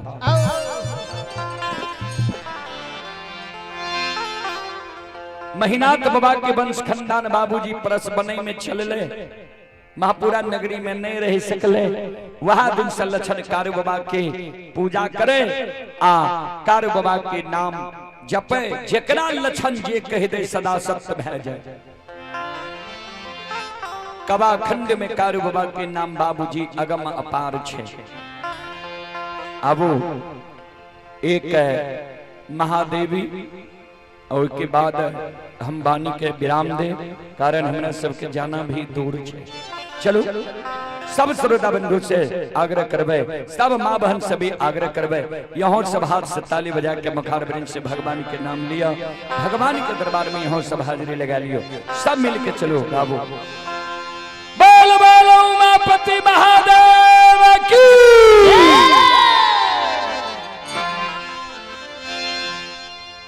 जंगलबा में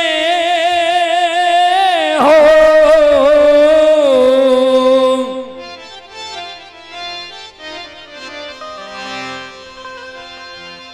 जंगलबा में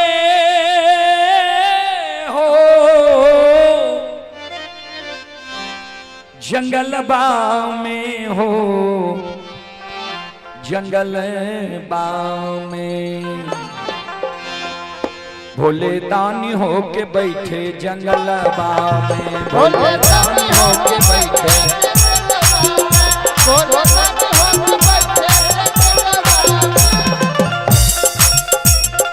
जंगलबा में हो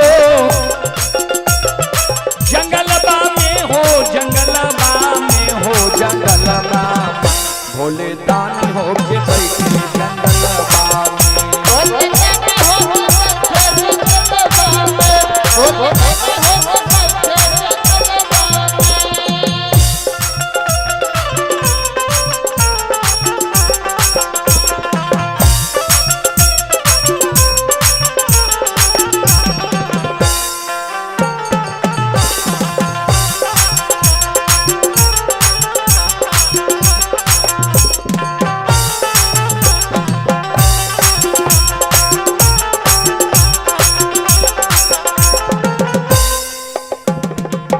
हुआ मलाई शिव के मनहु न भावे,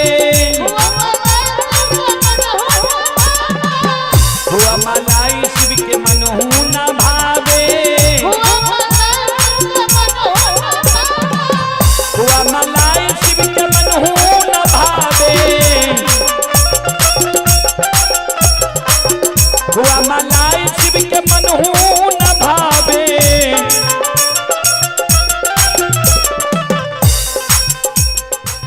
भांग के झोला बगलबा में, भांग के झोला बगलबा में भोले दानी हो के बैठे जंगलबा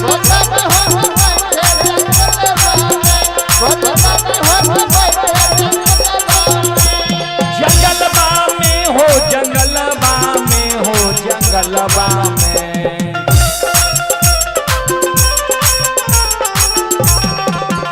भोले दानी हो के बैठे जंगलबा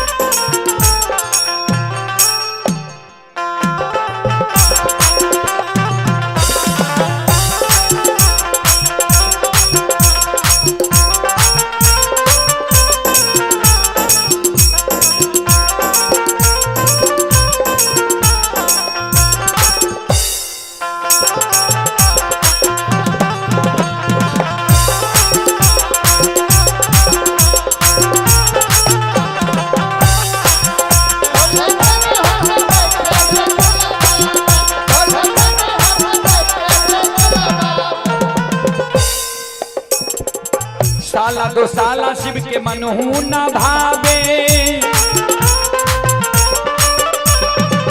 साला दो साला शिव के मनहु न भावे, साला दो साला शिव के मनहु न भावे, साला दो साला शिव के मनहु न भावे। मिर्गा के छाला कमरबा में हो, मिर्गा के छाला कमरबा में भोले दानी हो के बैठे जंगलबा में,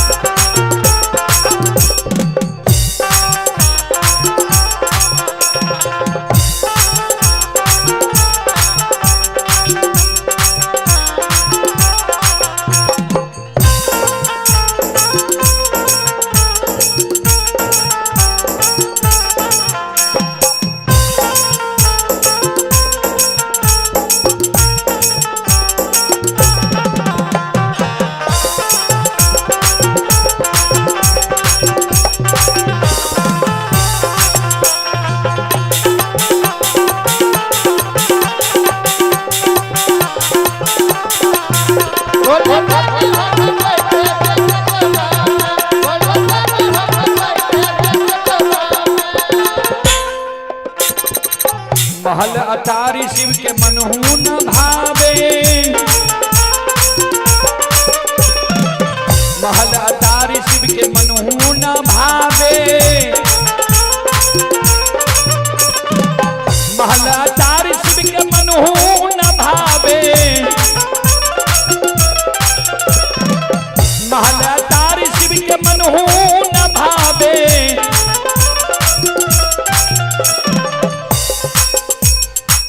टुटली मरैया जंगलबा में, टुटली मरैया जंगलबा में, भोले दानी होके बैठे जंगलबा में,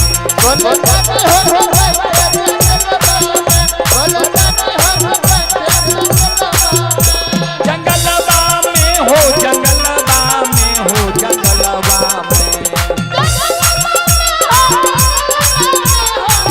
भोले दानी होके बैठे जंगलबा में, भोले दानी होके बैठे जंगलबा में।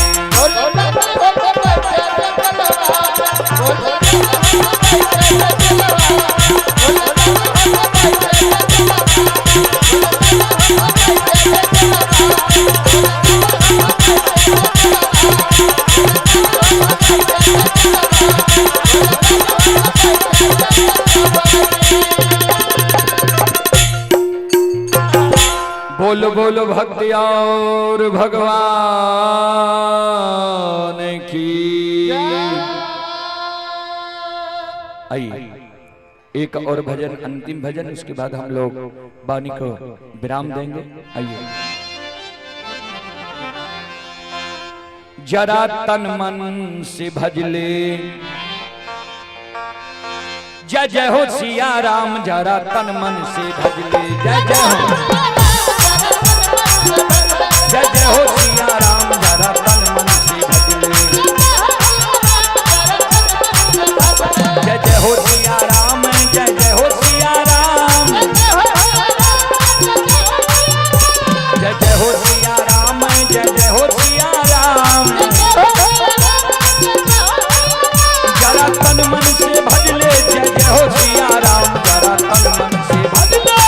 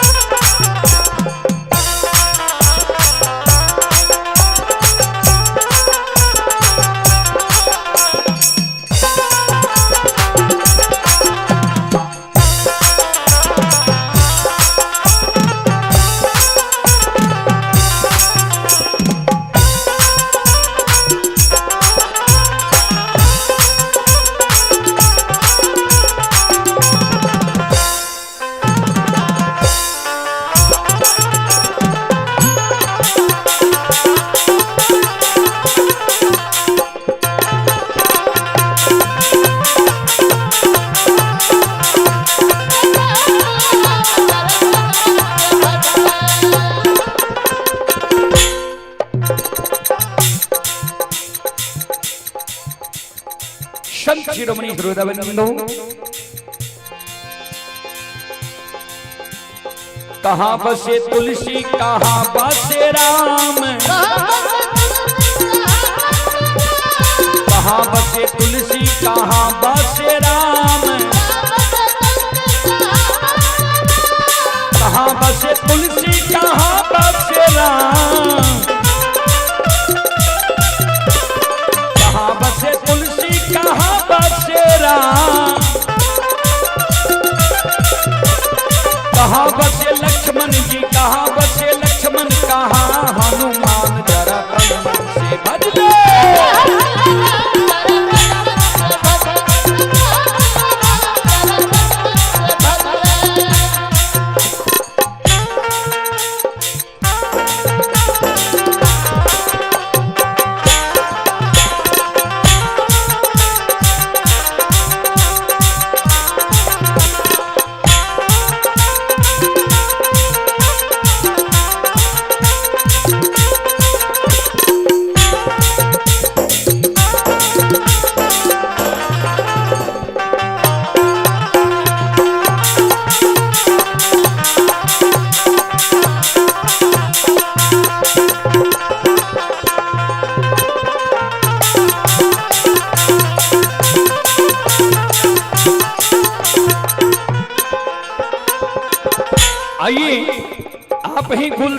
कुमार, ग्राम सबलपुर, पोस्ट दिग्घी, थाना लक्ष्मीपुर, जिला जमुई के निवासी हैं। श्रद्धालु की ओर से 21 रुपए की पुरस्कार आए हैं।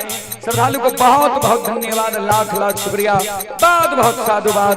जय हो दानी श्रद्धालु की जय हो, इनके समस्त परिवार की जय हो।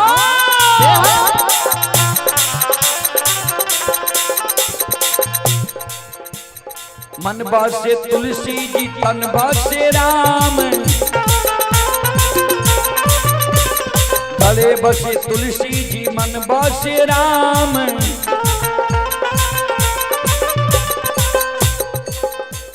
अयोध्या बसे लक्ष्मण, अयोध्या बसे लक्ष्मण, भुजा हनुमान, जरा तन मन से भज ले।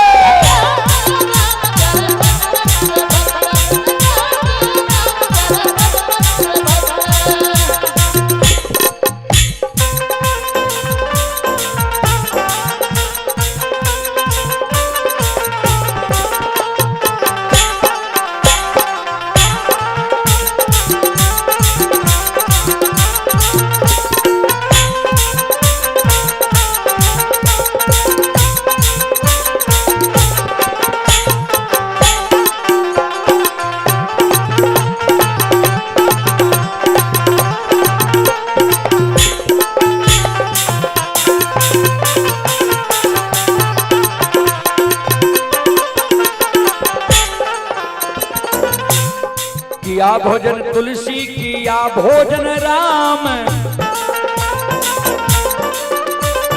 किया भोजन तुलसी, किया भोजन राम, किया भोजन तुलसी, किया भोजन राम, किया भोजन तुलसी, किया भोजन राम।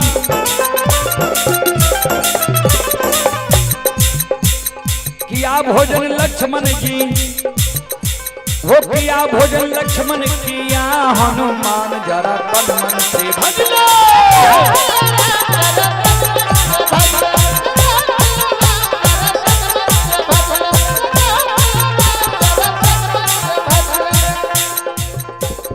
जल भोजन तुलसी जी, फल भोजन राम,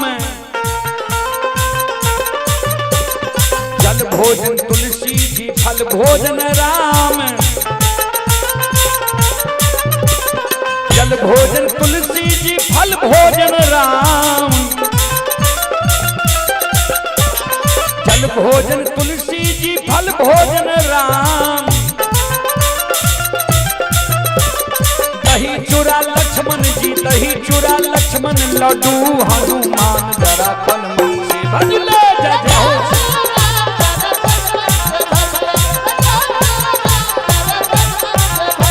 जय जय हो सिया राम, जरा तन मन से भज ले।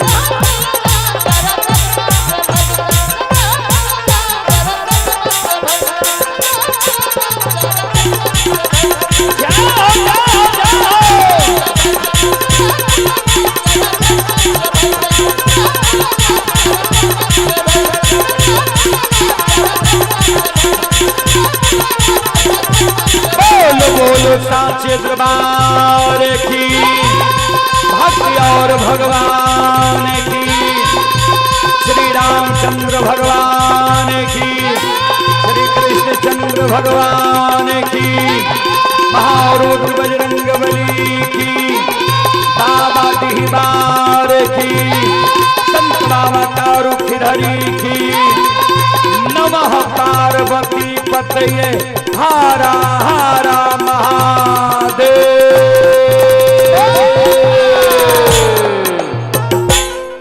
चलो अब अपने सब श्रोता बंधो माँ बहन से क्षमा चाह, माफ करियो। फिर कभी सेवा के मौका मिलता है हम अपनी सबके सेवा करे के प्रयास करब। अंतिम पुरस्कार हर राम जी की ओर से शानदार 11 रुपए की पुरस्कार आए हैं ऑनलाइन फोन पे के द्वारा। श्रद्धालु को बहुत बहुत धन्यवाद, लाख लाख शुक्रिया, बहुत बहुत साधुवाद। जय हो दानी श्रद्धालु की जय हो, उनके समस्त परिवार की जय हो। तो हम सभी श्रोताओं माँ बहनों से क्षमा चाहता हूँ। आइए आप बीटन यादव की ओर से 11 रुपए की पुरस्कार आए हैं। श्रद्धालु को बहुत बहुत धन्यवाद, लाख लाख शुक्रिया, बहुत बहुत साधुवाद। जय हो दानी श्रद्धालु की जय हो, उनके समस्त परिवार की जय हो। फिर कभी सेवा का मौका मिलेगा तो हम लोग आप सबों का सेवा करने का प्रयास करूंगा। जय बाबा धर्मराज, जय बाबा बजरंगबली, जय हिंद, जय भारत, जय संत, जय समाज।